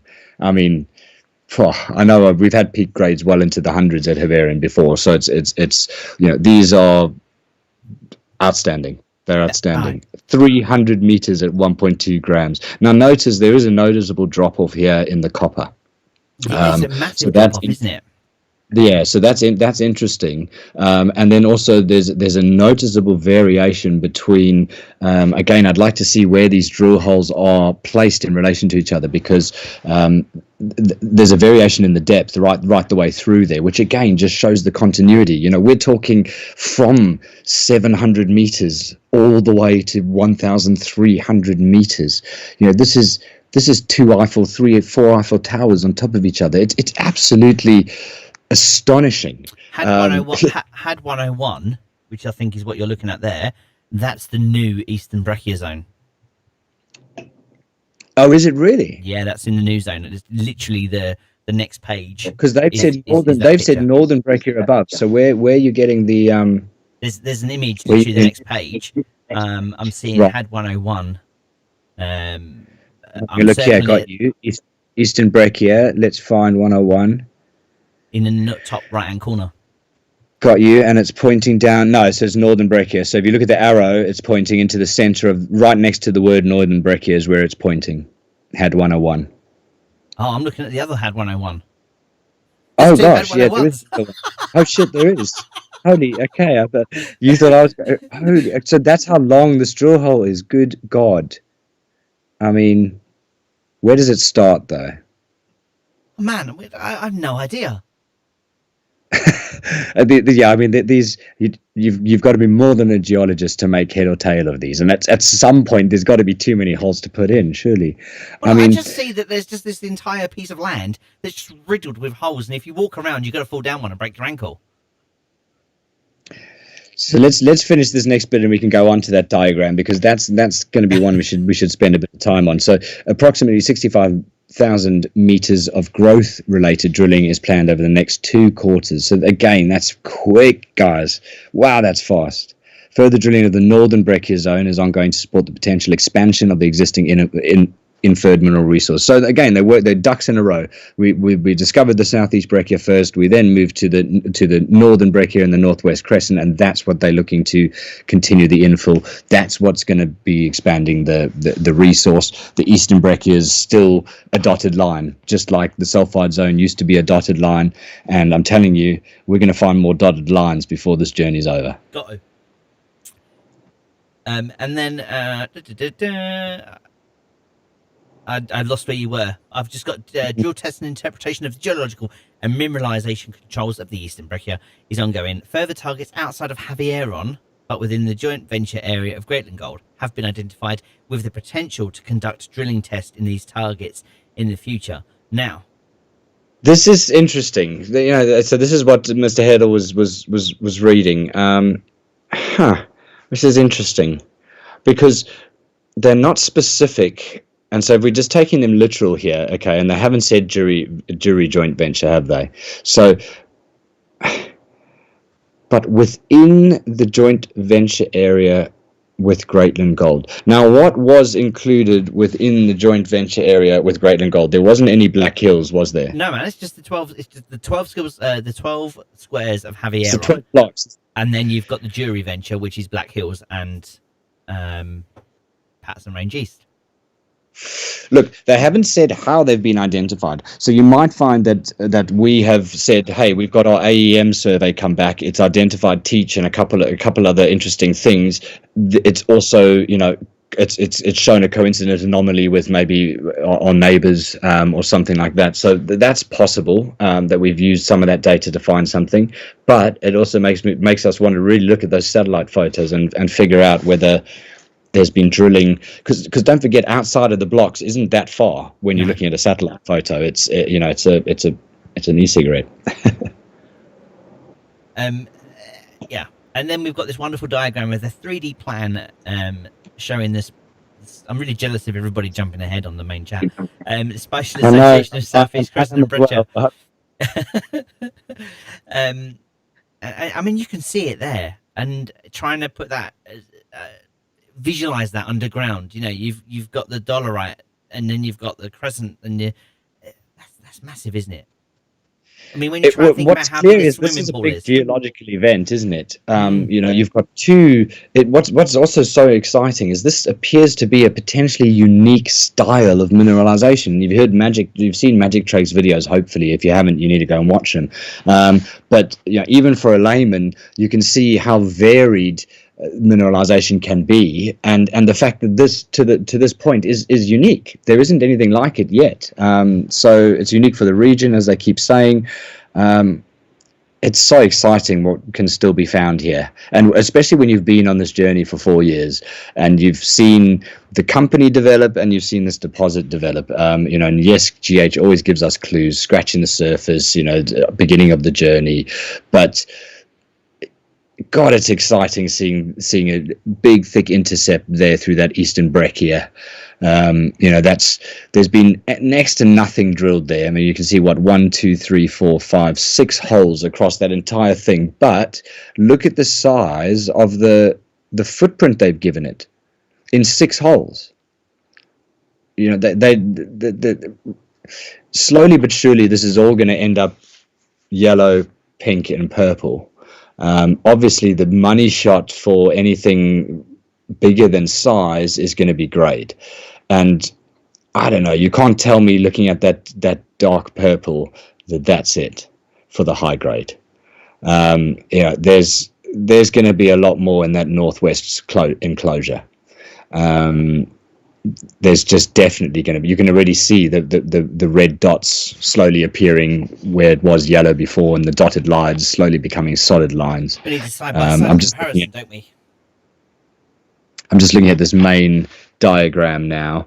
Again, look at the white points within the circle and see how many of the turquoise drill intercepts are hitting long and consistent lengths outside of those white bits. So, the fact that they haven't filled those white bits in and included those within the footprint yet, there's clearly a lot of gold in those too. They just don't have enough results to do anything more there. But it just reads like a Carlsberg advert for the best deposit in the world. We do. We've kind of got to the end of that, and the next thing to talk about really is, if there is anything more to talk about, is the actual grades down and then into the appendix. Right. It's just Red Chris next. I'm hoping tomorrow in the JORC we'll get a lot more of the 3D plans that we seem to. Oh, hang on, maybe they're further down. Don't forget, let's go back to the quarterly report, because you might find some there. Oh, here we go. We've got some at the end here. So we've got a plan set. Page 18, I'm looking at. There. That's looking good. I mean, they filled it in there, haven't they? That's all gone yellow. They've called the whole thing the crackle bracket, haven't they? Excuse me. And it looks as if the sulfide zone's getting a little thicker the more sort of to the northwest you go. Yep. And there's, what have they used there? So okay, so this is where they've distinguished between the cemented breccia, the crackle breccia. There's not. See, what also strikes us strange is there does seem to be some gold in the mafic dike, in the dolerite. December quarter. Right, so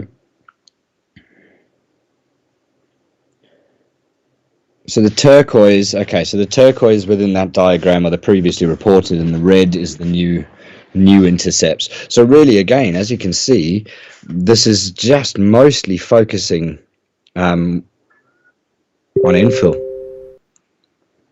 It's such a slow process that requires so much drilling. It's scary. It really is.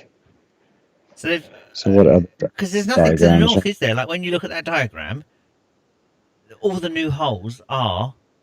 I mean, I suppose it's the quarterly report, isn't it? Is what we're looking at. So we're trying to. Not only are we looking at what we've seen, but we're also looking at what we saw last month because that's got to come out in the Newcrest report. I guess there's Correct. It's gonna that's cover just those. tweaked. That's I've just cottoned onto that, which is maybe why they were talking Yeah. about the northern breccia, but yet they've not actually done any drilling. But it's the red stuff that's new. They're So not. the They're blue not. They're stuff not as well. releasing anything from there at the moment. No. No. So what this does is give further confidence to the MRE in my opinion, and possibly further confidence to an ultimate increase in the grade, in the average grade. And that is, the only two things that are really going to drive this massively are going to be an increase in grade or an increase in size, and hopefully an increase in both together. Interestingly, I've just gone to the next page, page 19. All of these new results are just underneath the surface. None of this is deep. None of this is deep drilling. This is all high. Just Yeah, I mean, if you look underneath. at how far that goes down, it's a long old way still, isn't it? It's not even like the top quarter, is it? It's literally the top quarter of what we've got. And again, you what's interesting here is you see how thick that purple bit starts at the top, and then it tapers down much thinner. Now, I'm not necessarily sure that's because that is what it does. If you look at the intersections, I'm just not sure we've got enough drilling at depth to define. That sulfide could get thicker again at the bottom. I know it travels up, so it's more likely to be thick at the top, but I've got a feeling there's a lot more coming at depth here. It's crazy. Next part is on page 21, where there's a lot more red. And Look how deep it's going. Where you just on the higher pages. Oh, it's massive. So that's right. So 53 meters at 1.5 grams and a 0.25 CU from 1,593 meters, guys. I mean, it is still open at depth, and that's from 1,593. So we're talking 1,693. Now, I'm not sure if is that from surface or is that from the end of the Permian cover. Either way, I mean, that's the deepest hole I can remember seeing. Again, correct me if I'm wrong, guys, but I don't remember seeing a hole beyond 1,600 meters. So but actually that's old data, so it must have been, because it's blue. It's blue. Or turquoise. Last month. It's already been reported at 101. But again, 53 meters at 1.5 grams at that sort of depth. The depth increases the volumetric calculation something crazy. So let's see what else. 1,000 meters, 144 meters at 0.6. So what are the new ones up here?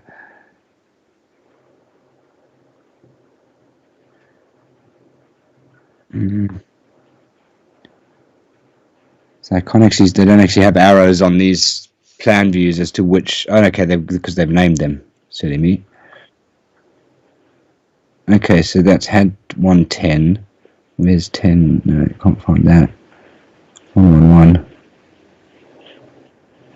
Okay, I'm going around in circles. Let's move on. It's so easy though to get sucked into it. I've been up since 4 this morning, and I've had a nightmare at work. I work in insurance, and I've insured festivals and events, and obviously COVID has been a pretty tough time for that side. Trying to see what else we see. Section 3. So that's a bit of a different map. That's a wedge. No copper in that hole. So that's not too impressive, that hole. 83 wedge. Where's that 83 wedge?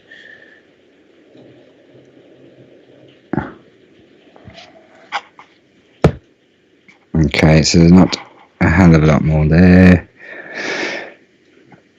So as previously reported there. Okay, here we go. Section 5, long section. That's got quite a lot of the red bars, which are the newer holes. So you can see how they've really been targeting the left side of it. Well, on the plan view at least. Yeah. And again, to me, that just shows their intentions.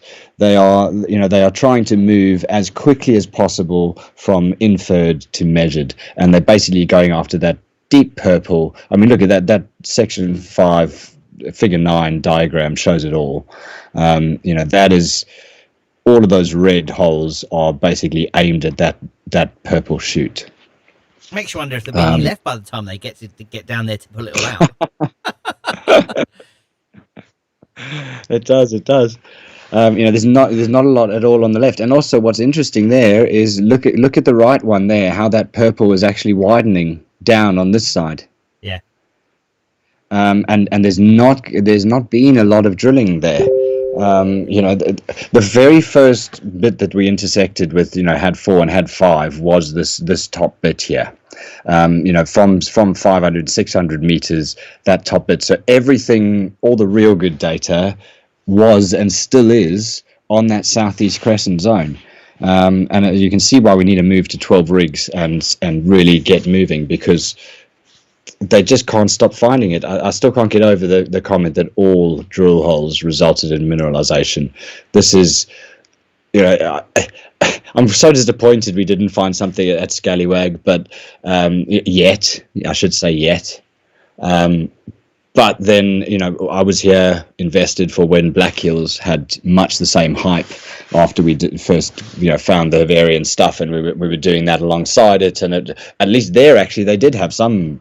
I'm sure there was 1 or 2 grams of gold per ton at Black Hills. Amazing. But I must admit, even I was very hopeful. I loved Hydrogen's commentary, and thank him so much if he's listening. He probably isn't, but if he is, for all his work, because this could be district scale. Maybe it doesn't go through Scallywag. Maybe we haven't hit it, but there's clearly been a huge geological event that's taken place here, and I just love when you look at the history of something like Telfer or Cadia or any of these other big mines. When you find one like this, it's almost a foregone conclusion that it just keeps growing and growing. And I had no doubt that we would see our 13th set of outstanding results. This is fantastic. To me, that the bulk mining that they've talked about there with that sort of language, we've assumed. They've gone. We have assumed that I've never seen that again. Maybe I've read everything, so I don't think I would have missed that because it's a big point. But that we've assumed that this whole thing is going to be bulk cave. Do we know they're going over the after the stoping? But to me, that's them saying we've got enough data here. Obviously they're spending the money. They're spending 150 million in digging the hole. But really, you probably would do that for the stoping as well. For that initial high grade stuff, all of this infill they've got there, they could do a 2-3 year operation, extend Telfer's life for a little bit, and they'd be okay doing that. So I don't think it's a foregone conclusion, but I also don't think it's anywhere close to factored into our share price. Yeah, sorry, Stu, I'm just going to jump in there. It's not a foregone conclusion because it would be wrong to take that on board as a point. But would you bet against it? You couldn't. You just couldn't. Could you? Every time they say it's potential, it's looking good, and then the next time it's confirmed, and it's continuity, and it's happening. You can't drill all bulk block cave, and is all about obviously the depth, but it's about the continuity of that mineralization. You can't block cave chutes. You can't block cave breccia pipes. No. You've got to be able to block cave crackle breccia that is it might not be high grade. It doesn't need to be when it's in that sort of volumes because of the efficiency of block caving, where it just falls in on itself and is essentially trucked out a load at a time without having to blast as much and any of the hard processes. It's the way of the future. Not only that, when you look at when we're actually going to be doing it, I don't think it's a stretch to think that this could be built as a very advanced mine with remote with not even having people down there, with having remote trucks like Cadia and some of the other places. So I think the stoping operation could fund and take up the next 3 to 5 years, 3 to 7 years, and then when you build this block cave, think of where technology generally will be in 3 to 5 years. Again, we're expecting that rising gold price. But DCF valuation is advancements in technology included, because we're talking about a 10, 20, 30-year life mine here. So look at what's happened in mining advancements, just in exploration advancements. That's why we found this thing. We've gone deeper. They used to own this Newcrest, and now they're going to have to pay us a hell of a lot of money to own it one day, if they ever did want to. So, I think this is why you can't focus on share price. And if you're a trader, then that stuff's going to be important to you. But if you have time and you spend the time in the market with a winner like this, you can just let it run. You really can, because it's a geological event that took millions, hundreds of millions of years to take place. It didn't just take place like a cartoon where the rain clouds just above the person. Do you know what I mean? Yeah. Like, it didn't just that one little breccia pipe originate there from. This has clearly been a major event, and we've hit the bullseye. And it's now, are there more bullseyes around? And how big is the bullseye is all we really need to worry about. But I'm thrilled with these results. I increased my shareholding massively this week thanks to our friends. And I must say, it's the most shares I've ever held in my life of GGP. I've always wanted to hold this amount. I'm finally over the 2 million mark, which is wonderful. And I couldn't be happier. I think if you're asking my comments on where I think the share price will go, this should give us 5 to 10%, I would have thought. It's another set of excellent drill results. We'll have a good RNS from Gervais. We'll have an interview. We should have a broker note, this time probably from Hanam, I would have thought, with a bit more on their DCF calculation. This is what I think the brokers would have been waiting for. There it is. We've assumed block cave. So it's from the horse's mouth. Now, Hanam, pull your finger out your ass, excuse my French, but they need to go away. Newcrest have assumed block cave. How many months have they had to put these figures into their block caving model? We need something from them, and I'm hoping that it's an increase in the 33p, because I think if you get an interview tomorrow, we raise 5 or 10% and quickly followed by a good strong broker note, we should be well above 30 and staying up there again. Yes, and that should be the last time of it. The tweet come in from Paddy, his 1 word or 2 words, 3 words on it: it's a monster. That's Paddy. All Paddy has to say about the thing. It's a monster. Brilliant. I love it. This is just fantastic. I mean, it is, guys. You got to you do yourselves a favor, and there's lots of papers out there where you can read about drill widths and intercepts and all the rest. And unfortunately, a lot of them are outdated, and that's what a lot of people on the group miss. Is they go to these things and they say, oh, but gold deposits are selling for $68 an ounce, and we're talking about $500 an ounce. They've totally missed that there've been none discovered to this tier 1 standard in forever, in decades almost. Yeah. And nothing in a jurisdiction like Australia, nothing with a plant just down the road. There's been 1 or 2 like that in Canada, and by God, have their share prices made some people rich. This is the unicorn. This is the holy grail. This is 4 years ago when I typed into Google how to get rich off the stock market, most risky, highest reward plays. When it came up with gold exploration, this is the Carlsberg of that article.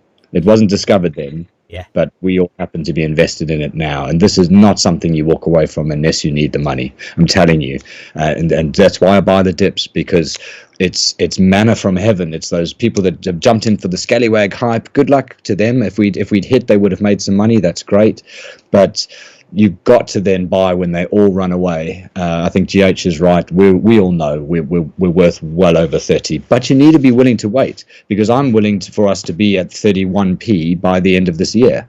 It is not going to bother me, because I'm not leaving at the end of this year, and 31p is just a interim share price until the final goal. I've always said I'll reassess at the end, at the first pour. No, absolutely, and I think that's the I don't want to use the word frustrating, but when every time we hit a new target, the minute we hit 34p the first time, when are we hitting 35? We hit 35. When are we hitting Yeah. 36? And it's instant. But when you look at how long it's taken us to get here, we've done a year, 35p in a single year. That's pretty impressive by anybody's standards for a gold exploration company, right? Yeah, and it's off the charts. It really is off the charts. And I think the fact that the story isn't over yet, I'll be the first to admit I did not expect to be sitting here in 18 months with, what is it, 130,000 meters. 100 is what's however many kilometers that is. It mind boggles. Like it just boggles. I It's remember reading. 130. Yeah, no, it is. It's 138 clicks.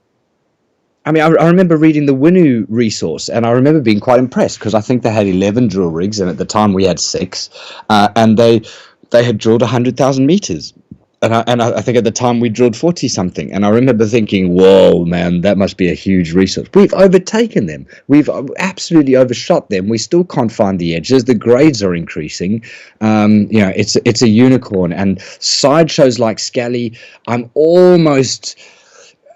we've got to go after them. Of course, we've got to go after them, and of course we've got to get excited about them because Havarian denotes that this could be district scale. I think the problem is that most people who are excited for Scally haven't been in for long enough and didn't understand gold exploration. You miss all the time. 999 times out of 1,000 you miss. And yes, we found some Pathfinder evidence. I don't think that's great. We could go deeper and we could find something there. I don't know. I don't actually care. I'm not expecting anything from the Jury JV, and I'm not expecting anything from Scally, and I'm not expecting anything from Rudol, and I'm not expecting them to sell our Tasmanian licenses. Those are all Brucey bonuses to me. Then that's how you've got to see your investing. Then you'll never get disappointed, other than obviously what you should do is probably sell out on the froth before something like this and realize the odds. And I wish I did it. I'm sure lots of people wish they took 37p and waited to see, but if we'd found something at Scallywag, we would have been way over 40, and that's the risk you take. To be fair, Stu, sorry, I did at 37p. I sold out. Oh, I don't know, a few hundred, maybe a few thousand shares, and then I did what I thought was the right thing, and I bought back in at 34p. I made a killing. I made 3p per. You know what I mean? I did really, really well, and then she plummeted. You couldn't make that up. Yeah, other people. Oh yeah, I saw that coming. Whatever. Yeah. So I'll probably do the same again. I think everybody, I've got to be honest. I was very lucky. I was at my computer, and I know the share like the back of my hand. As I've said before, my trading with the share has been rubbish. My experience, I've used buying back in higher, and I got the results. I had my phone in my hand. I was logged into Hargreaves Lansdowne. I went straight into my ISA. I put all my I think half of my shares, 500,000 shares up for sale, and I quickly looked at the RNS. And because I didn't see the heading wasn't a good heading, I skimmed it. I didn't see 2 grams per ton anywhere, and I knew from that day. Actually, it was a split moment decision. I hadn't decided to sell out. In fact, I had some cash sitting aside because I thought there might be a small drop, and I was going to buy. And actually, when I looked, and because of the hype that had been going on, I just thought, you know what, this is going to drop 10%. I can feel it. And I was very, very lucky. And sorry, everyone in the chat, but I might have been one of the ones who caused the slide, because actually it had gone up when I went to sell 500,000 shares. It was 33.8. But that was within 45 seconds of the news coming out. And I did manage to sell those 500 shares, and I did buy them back at 29. And so, yes, lucky me. And that's the first time in 4 years I've been able to do it. I wouldn't recommend it at all. It hasn't worked for me the other 4 or 5 times I've tried to do it. It's just not worth the stress, is it? The stress is just amazing. The minute you do it, you're like, oh my God, what happens if? If you catch it, it's great. But if you don't catch it, you'll end up reading results like this on a live stream and going, I've got a bunch less shares on something I've focused on and put my time and effort into for months, or for some of us for years. You don't want to be in that position. Don't get me wrong. If you have a very bad results on Havarian, if they came out and said it's closed, there's a metallurgical problem, I can't really think of what could go wrong. But if you had an RNS where something looked like this might not get mined, by all means sell out. But the reality is here we won't have that chance. It'll be much the same as it was with Ernest Giles. If there ever were to be bad news, it'll come overnight from Newcrest and it'll open 80% down. So you just got to remove that worry. They can't unfind the gold here. They've done what's obviously a very conservative resource estimate at 4.2 million ounces. 3 years ago, if somebody said they're going to discover 4.2 million ounces, man, what I would have given for that. To think that we're sort of flippantly talking about 12.5, it blows my mind. Yeah. And to think this could end up over 20, this could end up at Telfer, this, who knows, this could end up at Kalgoorlie, this could end up, we just don't know. It is, we are at the start, the middle, we don't actually know where we are in this journey. We could still be at the very start, which, with all due respect, make a lot of people on this chat very, very, very well off, because this, you've got to be willing to put in the time. This is something to just sit and enjoy every 6 weeks, enjoy the community. That's the other thing that you find, Liam, is ever since I've been involved, there's been a great community. It started off on LSE. And I think Paddy joined, I think, quite shortly after myself, and as I said, he kind of took over the mantle from DJ Ryan and a few other really good posters. And immediately he was a cut above the rest. His research was brilliant. He was like you, Liam, wanted to stick to facts, wasn't rampy, didn't call people out, but set the record straight and built up respect. And I think you've seen what's happened with those other shares in the US. This is us fighting back. We front run the institutions here, guys. Everyone on this chat should be proud of themselves. We have front run the institutions. Okay, some of you are selling out to them now, which I wouldn't recommend. That's just a transfer of wealth from the impatient to the patient. And we've all read enough books to know that the trick is to hold and to not buy the tops and sell the bottoms. But that's harder to do. But on something like this, it shouldn't be. No, I was on Reddit earlier. I might have been a bit curious as to find out what was going on in the United States, and I was on Reddit, which I haven't been on for ages, and some of the comments they're just comedians, every single one of them, but one of them stood out to me that just made me smile. And we all appreciate Paddy always says sit on your hands, and actually somebody made the comment of what you need to do is hold these shares as if you were holding your own balls, and I thought that was very, very good, and I might have to start using that. So it's not just a question of sitting on your hands, but if you've got a set of balls and you used to hold on to them, you hold on to them like they're your own balls, because you do not want to let go of these shares at any cost. Oh, it was brilliant. And you know what? As a confidence builder, I started off with this not a huge amount of money, although it was for me at the time. But of course, now with over 2 million shares, it's life-changing money for me. And actually, it could pay off my mortgage. It could do a lot of things for our family. That creates stress in itself, because you're sitting there going, "Hey, if you told me I could pay off my mortgage 4 years ago by investing, $3,000, I would have said, yeah, I'll pay off my mortgage." Now I'm sitting here not paying off my mortgage. Now that's got to be testament to my belief, at least, in the share. And it could be the worst mistake of my life. And you know what? If it turned out to be, it would have been worth it for the journey. These 4 years have. My mom's called me greedy. My dad's called me greedy. All my friends have said, "You sell out, man. There's no sin in taking profits." And you know what? I think mainstream media, financial education, I've come to a conclusion over the last 4 years of experience that you need to do the exact opposite of the advice that you're given. And this isn't financial advice. We've got our disclaimer up. This is an educational video.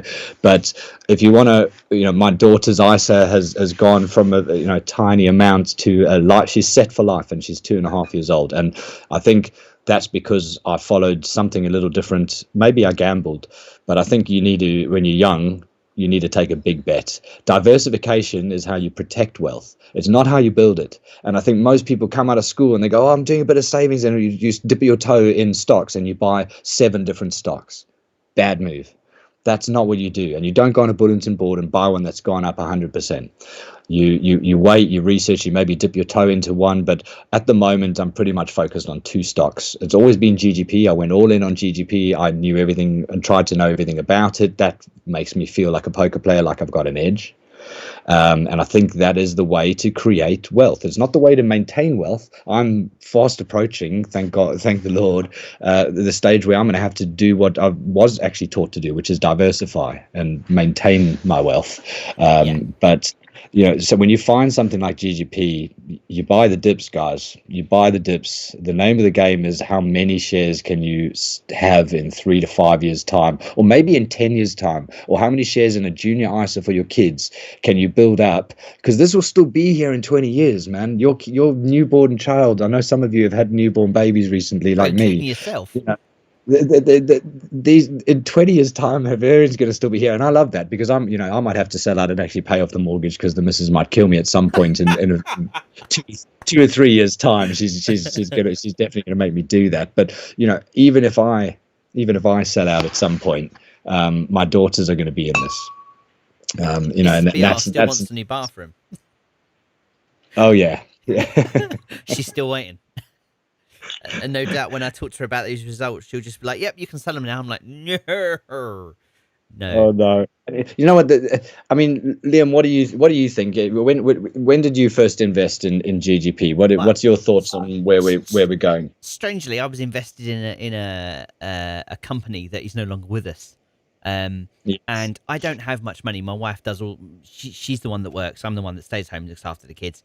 And we set up a £25 a week share save with Hargreaves Lansdowne. That's all. Oh, sorry, £25 a month. That was all I could afford to put in, and that money all went into SXX, and it was 18 months worth of saving. That just. I was there when it was up to 35p. I come in at 15p. We rode it all the way up to 35p, and I'm just like, just £25 every month. Save away, save away, save away. Yeah. And then one day it was 15p, and then it crashed. And but a year ago this week, someone popped up on LSE. I'd only found LSE maybe 2 weeks before that. I'd never even realised that these chat places existed. And someone popped up, said, "Oh, you need to take a look at Greatland Gold. Clear cross ramp." Looked into it. I did a little bit of research. Not much. Genuinely not much at all. Again, it's a worthy point, isn't it? Because you could have got done there on that. It's 6 of one and half a dozen of the other. No one's saying don't go and have a look at a share mentioned on a board, because you can every now and then. That's how I was looking for a gold exploration company. I hadn't chosen one, and it was only on the UKOG board when it had dropped from 11p to half a penny and I'd lost everything that someone also said have a look into GGP gold exploration. And so again, look guys, but 9 out of 10 are going to lose you money. But again, we could probably both say we landed up here from a comment on a BB board. No, absolutely. And all the money I had, I'd looked at it and I thought, you know what? I need to look at this. The shares was like 3.5p maybe at best. And all I had for my name was 50 quid. And there were some good holes coming out, and those of us in were going, "Hey guys, this is a ridiculous discovery. Why the hell are we at 3.5p?" Yeah. And Schleimer was on LSE going, "Guys, market cap is way off whack. We should be 5 times." And we were all rabbits in the headlights, and we should have been mortgaging our homes. Yeah. So I got in for the first time at 3.5p for 60 quid. That was all the money I had to my name. And on a Hargreaves Lansdowne, that cost me £11.50. I had to take 48 quid's worth of shares was all I had, or something crazy like that. And I'm quite surprised how much that little pocket of shares is worth today.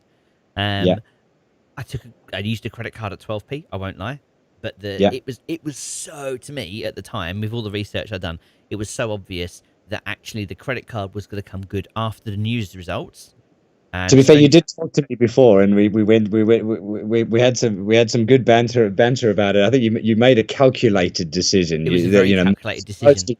You should never borrow to invest. Never. You had quite a plan, a strategy, and you executed it well, my friend. I did, because I actually paid off another loan at the same time and got a new car out of it. So it worked out quite well in that sense. But I generally, please don't use credit cards. It's really bad, because if it goes wrong, you might not have enough money to pay off the credit card, and you've got to sell your golden tickets, which is what it's all about at the end of the day, is having those golden tickets. The thing is, you never want to be in a position where you have to realize due to anything other than a decision by yourself.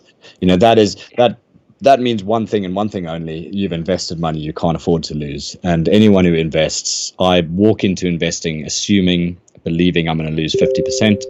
It's the same when I go gambling. When I go gambling and I go to a casino, I take whatever it is, my £100, and I say, I'm going out on a nice night tonight, and I'm not coming home with any money. I'm going to go spend £100, and I'm going to have fun doing it. Throwing it away, okay, that's not fun for most people.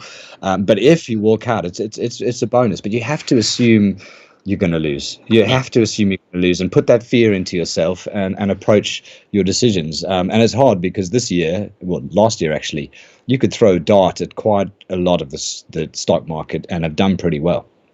Again, a symptom of the money printing, a symptom of the the checks in the post globally, where and the fact that you can't earn any interest on savings anymore, so people are being forced to speculate, and that money is overinflating any asset. And that's a key point to mention about the macro environment, because I follow that very closely. But inflation is there's a brilliant saying. Let me try and see if I can remember it. It's inflation is, it's something like inflation is the reward for the rich man paid for by the sweat of the poor man's brow. And the reason it is because inflation is good for rich people and it's awful for poor people. And if anyone's still listening, you need to think about why that is. And the reason why that is because asset inflation, well, rich people own assets. They own houses, they own stocks, they own assets. And those assets are going up. When you print money, those assets go up because people have more money and they can buy those assets. And those poor people living from paycheck to paycheck, their loaf of bread and their milk, they're being told is not inflating, or not inflating by more than 2%. Go back 20 years and tell me how much something you wanted costs. A house 20 years ago, a car 20 years ago, an education 20 years ago. Inflation is asset price inflation. Don't let the government fool you with CPI. It's a basket of Netflix and milk and bread and just random shit that's subsidized by most governments throughout the world. It really is a red herring. And I think that's the most important thing I've learned. I was in debt for 13 years. Came to the UK, went traveling abroad, racked up £6,000 debt. That became 13 grand debt. And at one point, I remember I was paying £800 a month from my £1,500 salary, living in a share house with 14 people, trying to dig myself out of a 13 grand debt hole. And it took me 8 years, 8 years of my first 8 years in the UK to dig myself out. And then I took it the other way. I just started saving, and unfortunately, that was when I got my bonuses and saved for 18 months and lost that first 10 grand that I invested. But I was used to saving £800 a month because I'd been paying off this debt. So I just stayed living like that in a share house and carried on saving that £800 a month, which was a huge amount to save. And the good thing is savings snowball the same as debt. And it's like the old adage, money makes money. But I think pick a winner like GGP, add on the dips, on any dip, because don't forget, the 27p today is not the 27p that the GDXJ bought in at. You've got to remember that. This is a gift. It is an absolute gift. When the sands of time have zoomed out on that graph and you're sitting here hopefully listening to us bang on in 2 years' time, really, really, really, really, this week that's just passed, that'll be probably the last gift we're going to be given, I would have thought. When the drilling program comes up in March, there's going to be drills from all over the place. You're not going to have a 30% spike down if you miss a drill at Jury, or you miss one here, or you miss one there. We're going to do 5 or 6 of the things. So it's not worth 400 million. Otherwise, we're going to end up minus 400 million after the third drill result. Yeah. And you can't, I don't know. I think it will happen again, but not at 27p. It'll happen at 43p, where it'll dive back down to 35p, and we'll be like, well, we'll buy that one as well, because that's all you can do. And then at some point in the future, when it's 70p, you'll think back and think, do you know what? That was hilarious when those dips. And you will actually regret not buying those dips. If that's what you're so into and you don't buy that dip, when we hit 70p, or 74p, as Mickey always says, yeah, you'll be like, why didn't I buy in at 27p? That was a steal. Totally. I think Davey's just brought up a good comment on the chat, and he said Jim Rickards had some good points about gold and inflation, and he said velocity is also important, and he's really, really correct there. So money velocity, M2, I think they call it, is, as the name suggests, the velocity of money, how quickly people receive salaries and money and how quickly they spend it, and I think what the governments of the world thought by giving all this money, which was required, I don't have a better way, and we're not going to get into COVID in any way, shape, or form here. People needed help, and as simple as that, they should get that help. That's what we pay taxes for. The reality is, and I'm sure you all know someone who maybe didn't quite need that help, who maybe said his situation was worse than it was, who maybe had a business that made more profit than it did, or whatever the case is. I know a lot of people who have invested the money that they've been given from the UK government, and that'll be the same in the US. It'll be the same. There'll be a lot of people who need it, and those people deserve it, and they should have it. But I think the government was expecting, but with the fiscal stimulus around the world, they were expecting it to be spent. They were expecting velocity of money, and they haven't seen it because people have been wise to the fact, and they've invested it. Yeah, they have. So you're not having that money spent, not having the growth. We've actually been on air now for 2 hours and 10 minutes. We've been streaming for, and well, you've actually you're at an hour and 52. So I wondered, before I let you go and you finish off that glass of wine, if we did a couple of Q&As, get some of the community involved.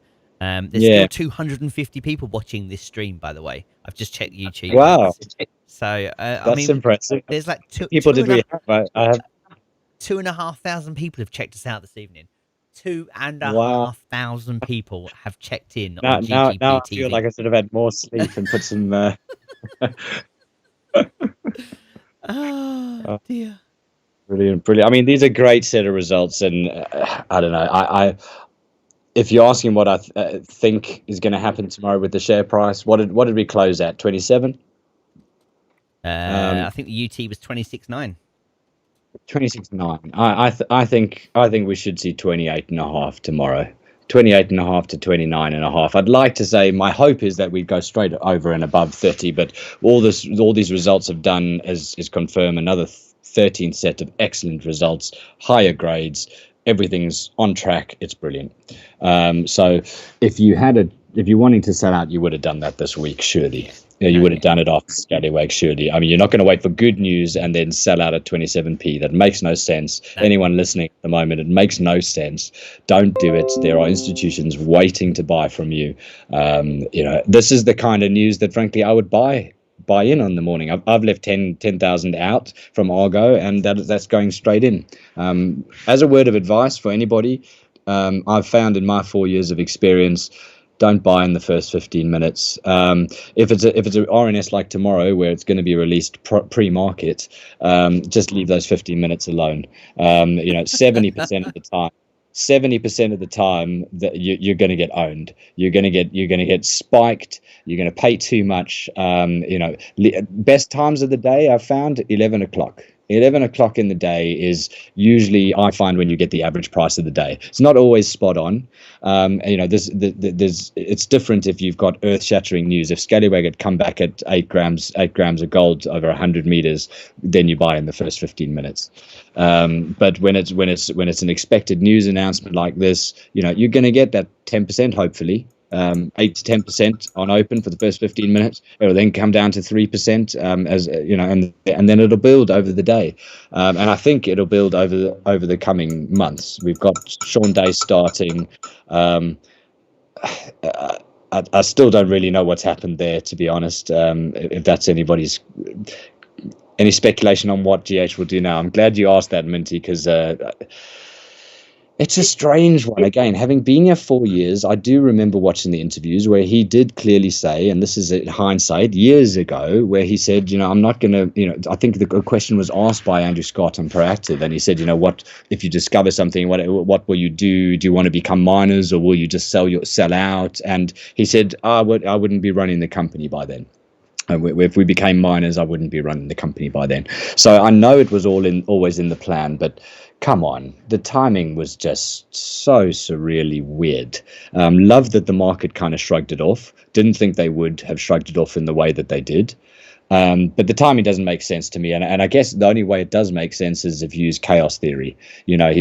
There's a personal reason. It's something totally unrelated. None of the dots are joined. He was never really going to go. He was probably going to stay maybe for a bit longer this year or to the end of this year. But there's been some personal catalyst that's made him go, shit, man, I've got 30 million in the bank. I'm going to spend some time with my family, and somebody else can do better for the company. So it all sits right. But I don't know what he's going to do now. I don't think he'll go back into mining. I wouldn't have thought. James says, Stuart, which other GGP tenement are you most excited about, and what do you feel read the next one for EG? Do you know what? You've already answered that one, though. I'm not excited about any other tenements. I'm excited about Havarian, Yeah. 100%. The I am excited by the region. I would be more excited by our other tenements if Artemis hit next door in any sort of significant way. If the district scale starts coming true, because that's when the neighbors make a lot of difference to us. If somebody else hits, what looks to be a similar makeup deposit, then the district scale is on. And let's be honest, we have the best holdings in the province. We have the neurology, we have the land mass. You look at these licenses on maps, they're not little tiny blobs. Some of them are, tens of square kilometers, hundreds of square kilometers even. They're big land masses. We could have 20 of these if it's a district scale discovery. This could be in 30, 40 years time the main gold source for the whole of Australia. We just don't know. But I'm not excited about any other tenements, because as far as I'm concerned, they are all dirt and worth absolutely stuff all, except probably spending money that we shouldn't be spending. And now it's a bit different. We've got the loan, we know where we're going through with Havarian, and we've got our warrants converted. We've got some money to fund this year. I think we probably should still be drilling.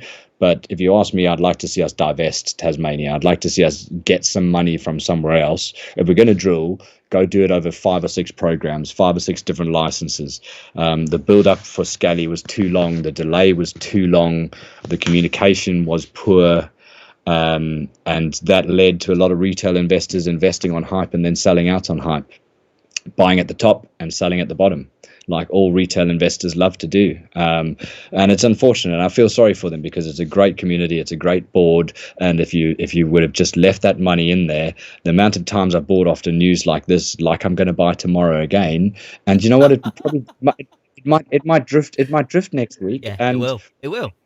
and if it does, I'm going to be sitting there like I do every time and go, you know better. Why don't you just leave that 10 you set aside and get it in a week's time? I don't care. That's why.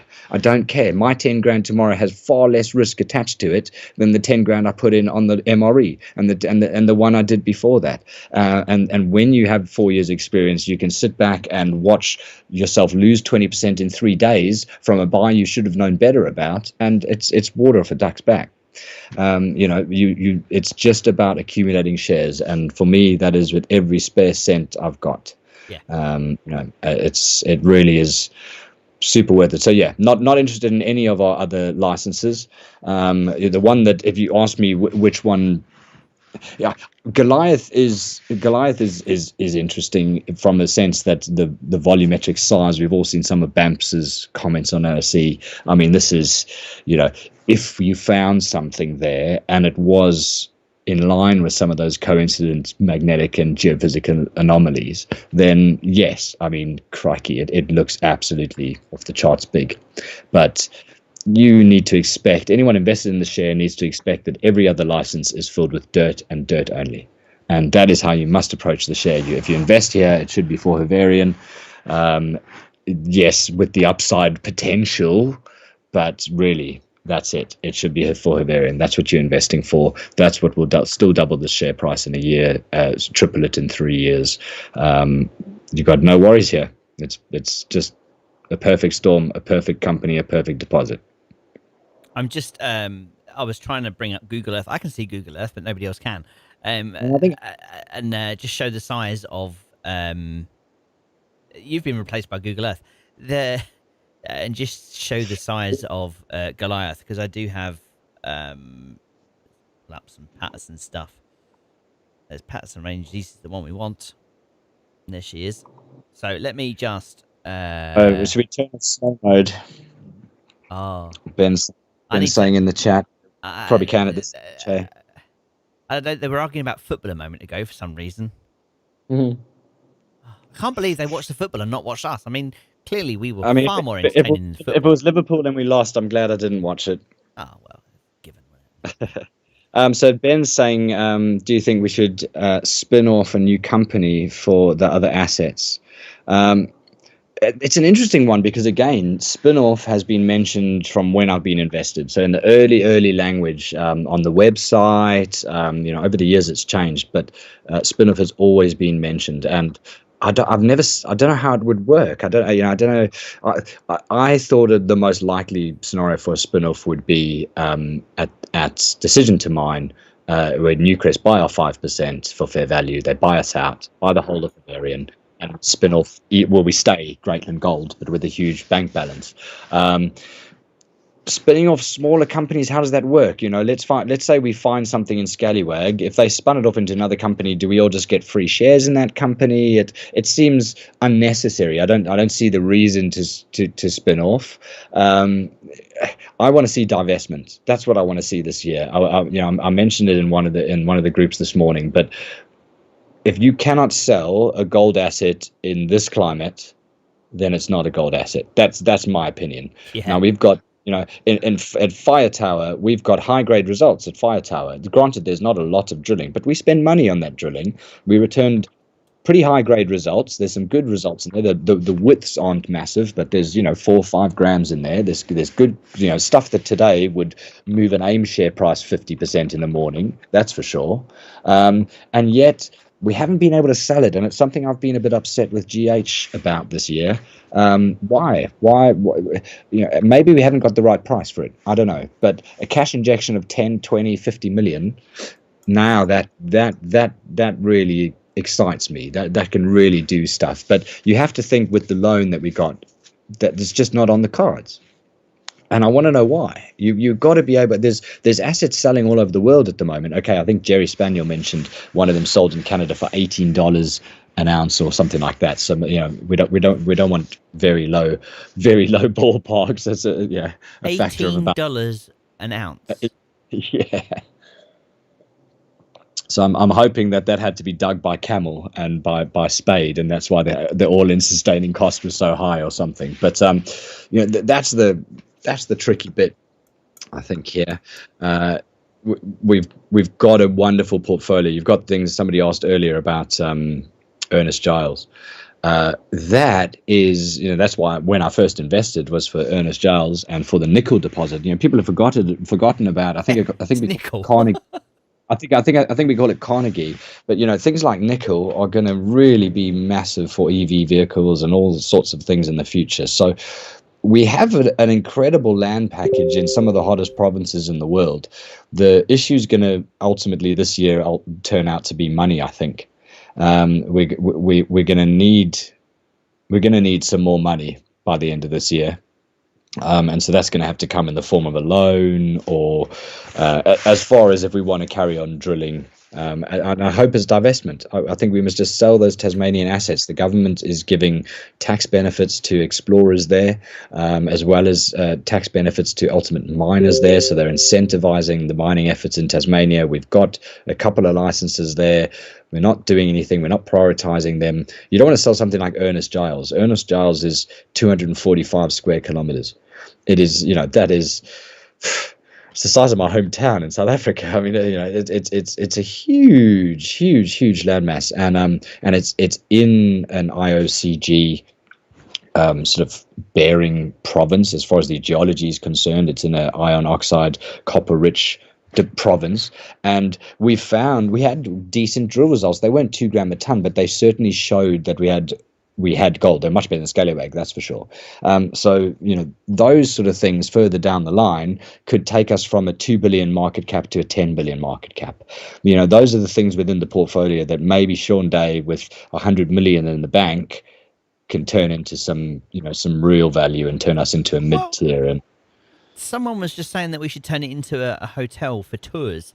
I don't know if you've looked at the geology, but Ernest Giles is 350 miles south of Javieron. You can't really do a hotel tour from 350 mile away. Mind you, that's next door in Australia, isn't it? That's next door, mate. That was really bad. I won't do that again. Let's see, I've turned... Durban, sorry, just answering a question there. Okay.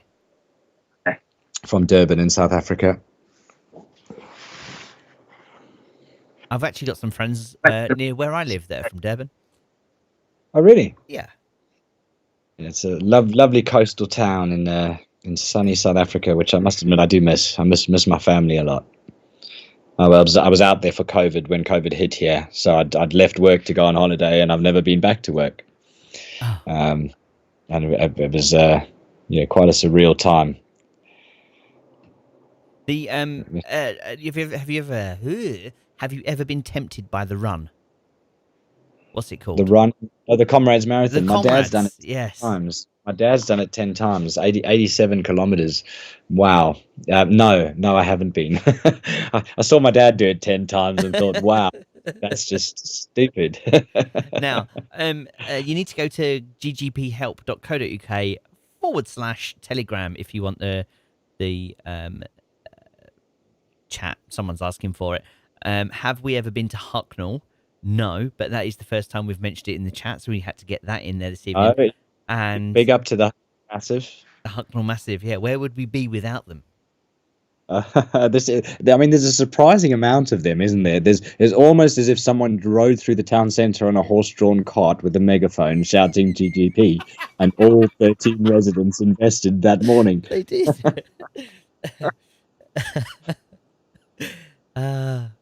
So there you have it. Does anyone have any further questions? Pete's just arrived, and evening, Pete. Results are totally solid yet again. Grades are totally solid. Any company anywhere returning those would be laughing. Indicated resource would be valued more highly by the market as further de-risk. Should be coming up by late spring, early summer. Very happy with the sniffer drop by NC about further targets outside of Bavarian, but inside the JV. Teasers suggest to me that NC want to generate a bit of anticipation around the place. Yeah, I don't disagree. There's been a few interesting tidbits tonight, haven't there, in these results? This isn't just been the normal results. There's much stronger language on block caving, as in we've assumed it's going to be a block cave. That's big. And then there's this kind of difficult to decipher comment about other targets. Well, are those drill tested targets? Are they geophysical targets? What work's been done on those targets? What are those targets? Are they on the Scallywag prospect?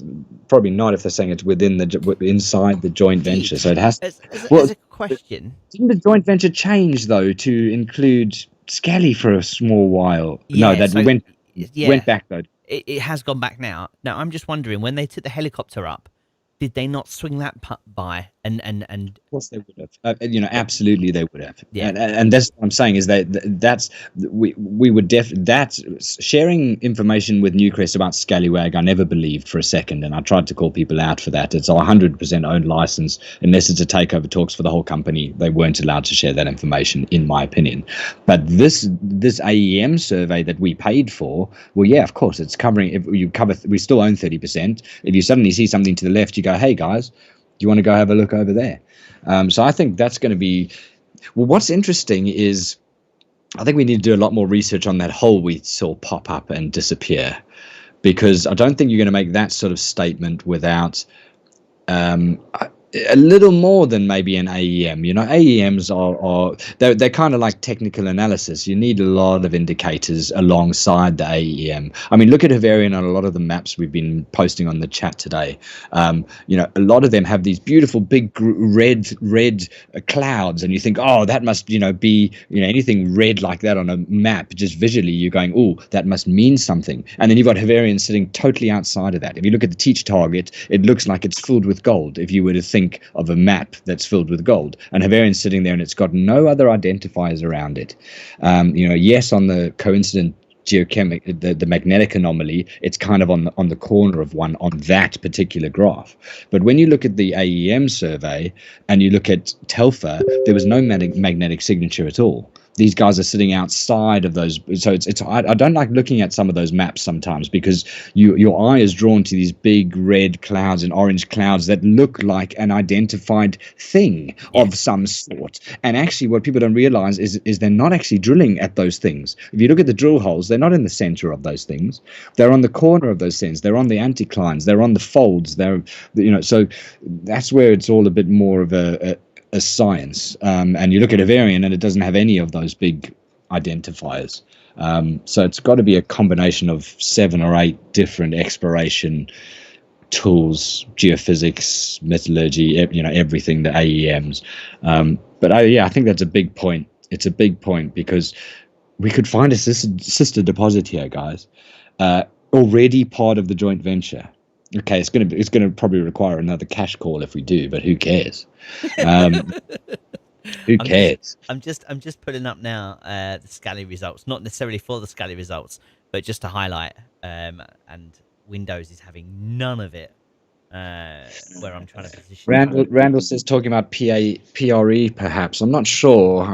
Because they would have specified jury joint venture then. I think if they were talking about that. It's difficult to know. Cheers, Paul.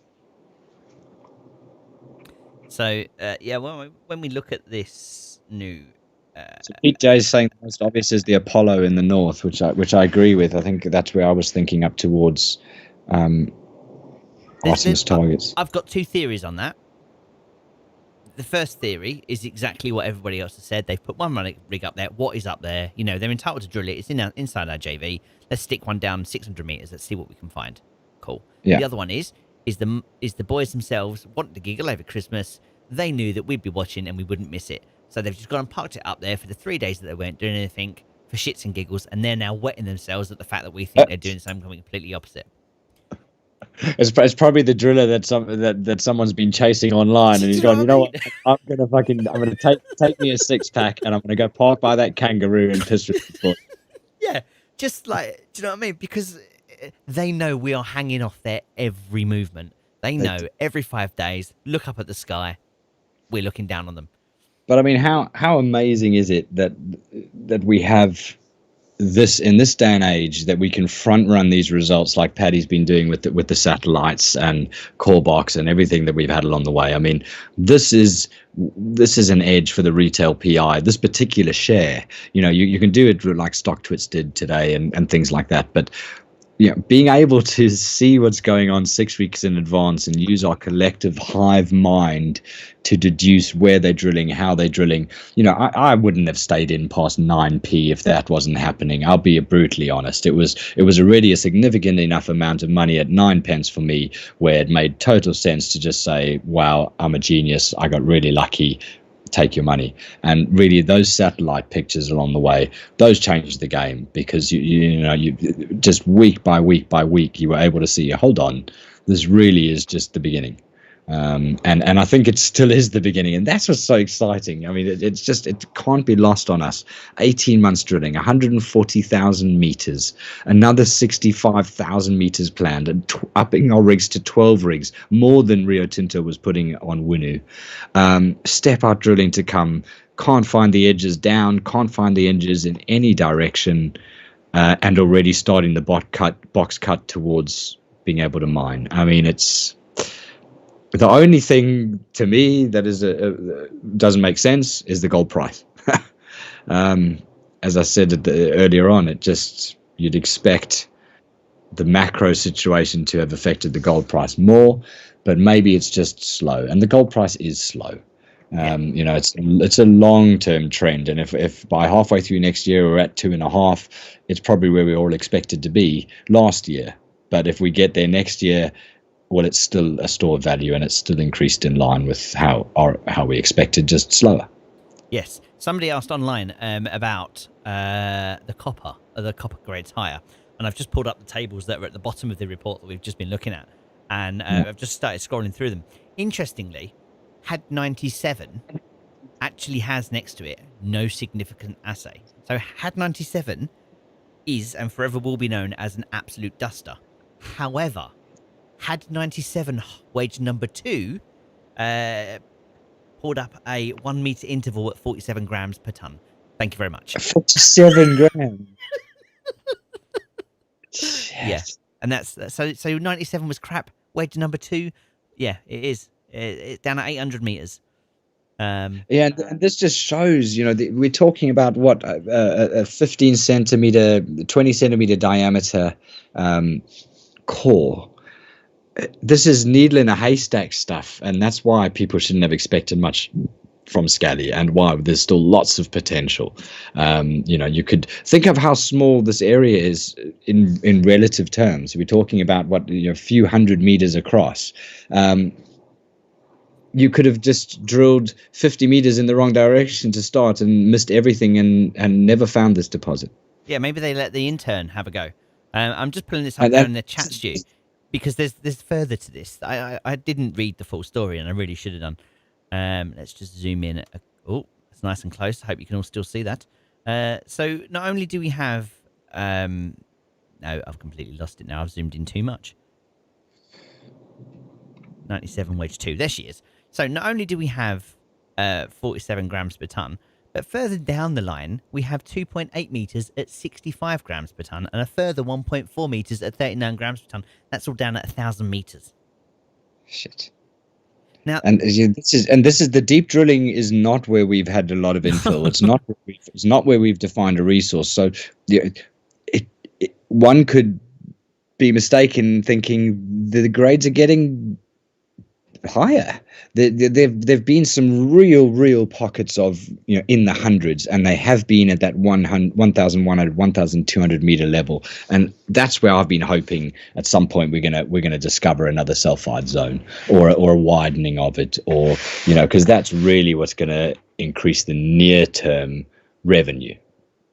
yes, I'm just looking at there's a column for cutoff. And I didn't think I'd seen it before, but I'm just looking at a previous one, and it's definitely there. Yeah, so it's always, and you know what? It's been quite a lot lower, and that's something that I've always looked at, because cutoff grades normally without a block cave are quite a lot higher than this, and that's why I've always been focusing on those block cave comments, because that's what makes sense at the 60p share prices and all of this. It has to be a block cave, and I've been looking at those cutoffs for the last 4 or 5 results, going, that's a block cave cutoff.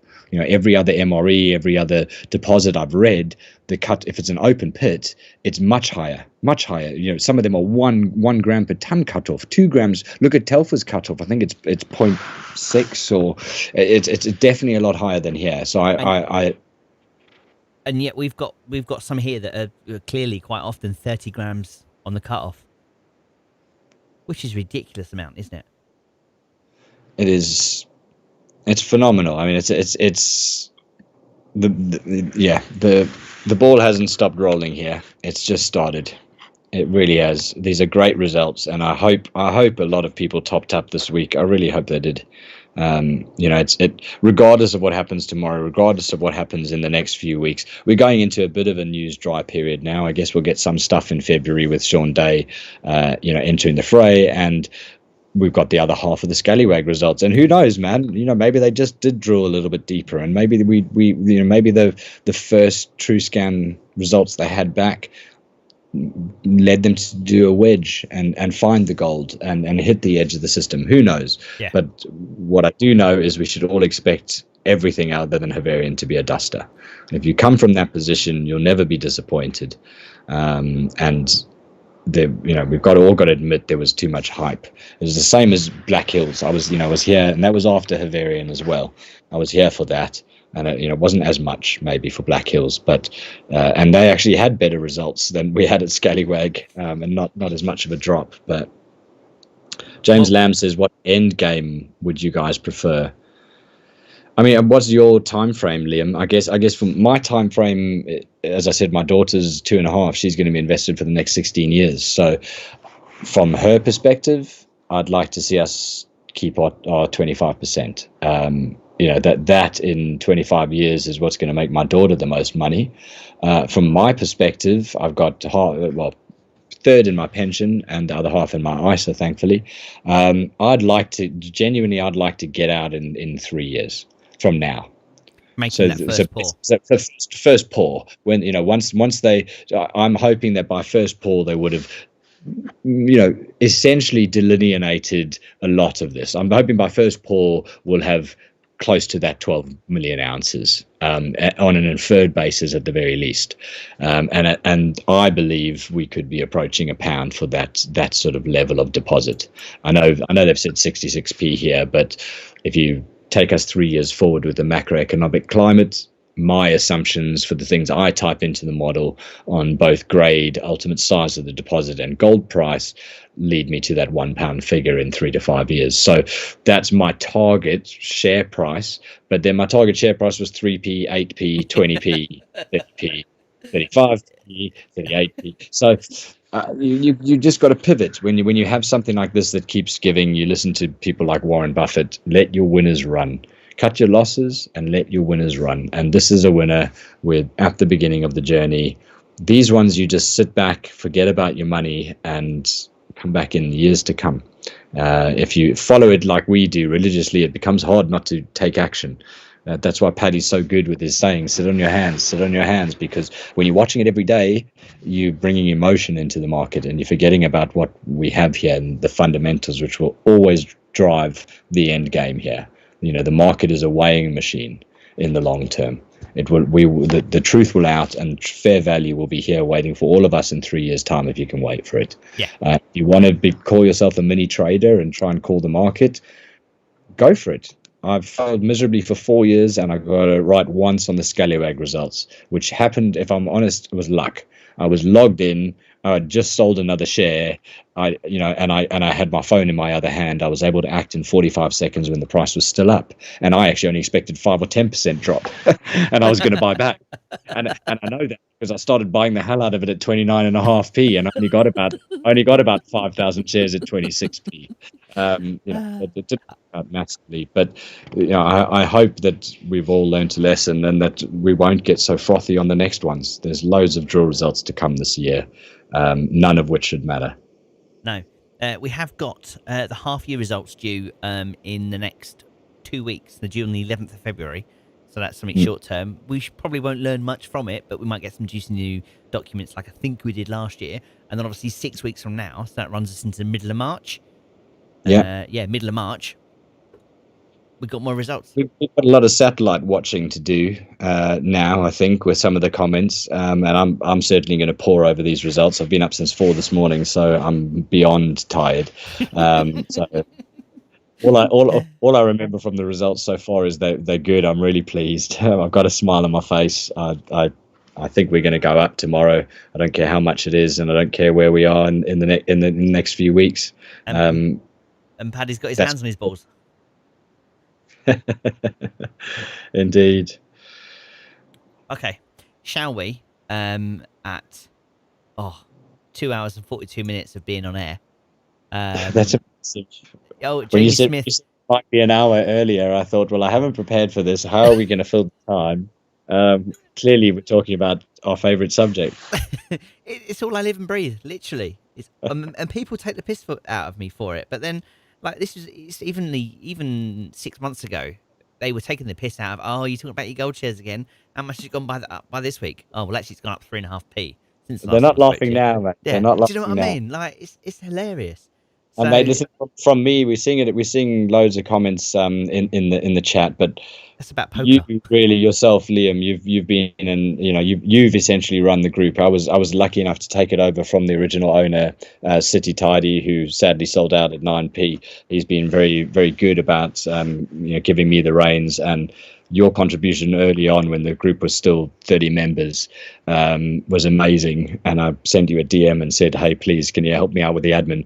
And you've absolutely smashed it. I'm pretty sure you're reaching, Paddy levels of helpfulness to the new investors here. The people who've been able to use GGPHelp, the people who've been able to use the new investors chat, the people who can pop into the highlights channel without having to read thousands of messages. That's all come from Liam, chaps.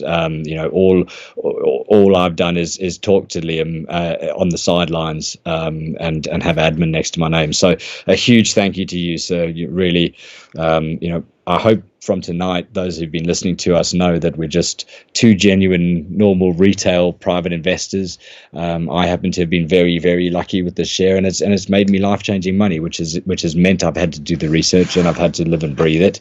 Liam's at a later start in that journey, but has probably caught up to me with the research side of it. And really, what you've added to this group, I'm sad about LSE. I won't lie, because that was for 3 years. It was my go-to. I lived and breathed, and I was on there every day. Absolutely. I'll be honest, I don't read it anymore. I pop on every now and then to offer a few words of encouragement if the share price dipped as it did this week, and leave my ducks, which some of the old guys remember from 4 years ago. But besides that, this group has taken over our life, and it's great. We've got a great core group. Shout out to Michael, Pete J, to Not Invested James, to everybody really who contributes. To have 1,300 people in a group like this, and keeping the peace for the most part. And you can see the new guys who join, who then over time kind of start respecting the standards as much as we do and start calling out the newer investments with their own yellow cards or whatever the case is. We're just here to help, guys. We're just here to help.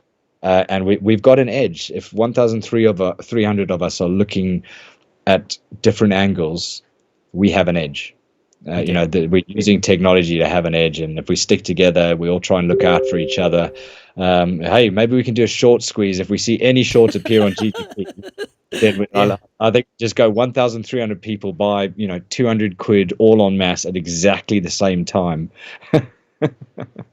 It would be crazy to watch, and I think someone's been doing that this week. When you look at the uncrossing trade, the auction, end of day auction, someone has been putting 80,000 shares up to buy and to sell at the same time for 30p or 29.9, because I think if nothing between it catches, that will catch and it will become an uncrossing trade at 30p as they buy and sell off themselves. It's interesting to think, isn't it? I mean, because I have often wondered, why would somebody put in an order way over the share price? And as you rightly say, there's often a corresponding order. So I wonder if that's a glitch in the system and if there's some sort of arbitrage there. But then you're just selling to yourself in that scenario, aren't you? Yeah. You're buying for 30, selling for 30, so you're in a net position. Absolutely. But what you're doing is you're putting the market, it's going to send the market crazy, isn't it? Do you know what I mean? If all of a sudden the uncrossing trade's 3 or 4p above the current ask, then it's going to put the market into crazy. Unfortunately, we're losing people now because apparently we're starting to fluff each other. Gee, thanks. All right, well that's all right. I need to get some sleep. But Liam, thank you so much. It's been brilliant. I think a few of the guys. I'm very impressed that we had so many watchers and that people have actually sat around.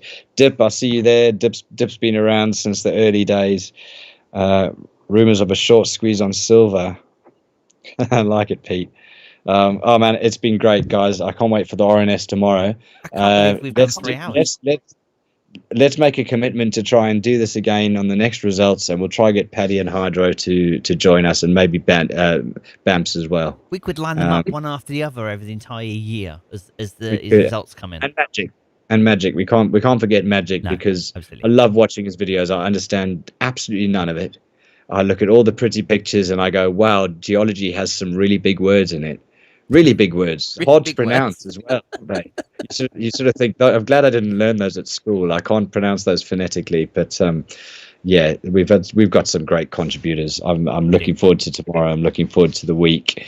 And Liam, thanks for setting this up. It went so much better than I thought. No, it did. Really nervous. I agreed this morning that maybe I should join you. It's gone well. And this can only get better as we go through. If we do more of these, they can only get better as we get more comfortable and au fait with the software and stuff. So thank you very much for coming to join me tonight, because I think it would have been a very long 3-hour monologue if I had to have done this one by myself. Indeed. Fun. It's good to see you. I remember you from LSE. It's nice to see we're getting some guys. I think they had some bot attacks and things like that. So it'll be nice to see some of the old long-term investors come across to the group as well. There's been some amazingly some names that I've never seen before appearing in the chat tonight. So thank you to those people as well that have contributed. I've got so many messages to catch up on. You forget that a lot of people don't comment, so we don't see their names normally, but there is 1,300 people in the group, and surprisingly, a lot of the people are listening, aren't they? It's a bit like LSE, a lot of lurkers around, but you won't find a more research share on the AIM market, that's for sure, and I don't think you'll find a more de-risked share on the AIM market either. So we're down to 189 viewers currently watching, so we are going to wrap this up now, folks. Still 189. I thought we'd have about 6. Yeah, there was a massive drop off actually between 9:50 and 10 o'clock. Funny that. But currently 2,337 people have pushed play. That is crazy. That must be some of the satellite channels. Thank you all. It's been it's been great, and we'll definitely do this again now that I know Liam can sort it out brilliantly. Well done, mate. Thank you. Great stuff. Well, thank you all very much, everybody, for tuning in and watching. I really have not got much else to say apart from sit on your hands, hold on to your balls, And Great results, guys. It's great results. Ooh. Be happy. Be happy. uh, Get in tomorrow if you can, like I always do on results. You won't regret it in 4 months' time, believe me. and we will talk to you, no doubt, first thing in the morning at the bell. Indeed. So, thank you. Good night.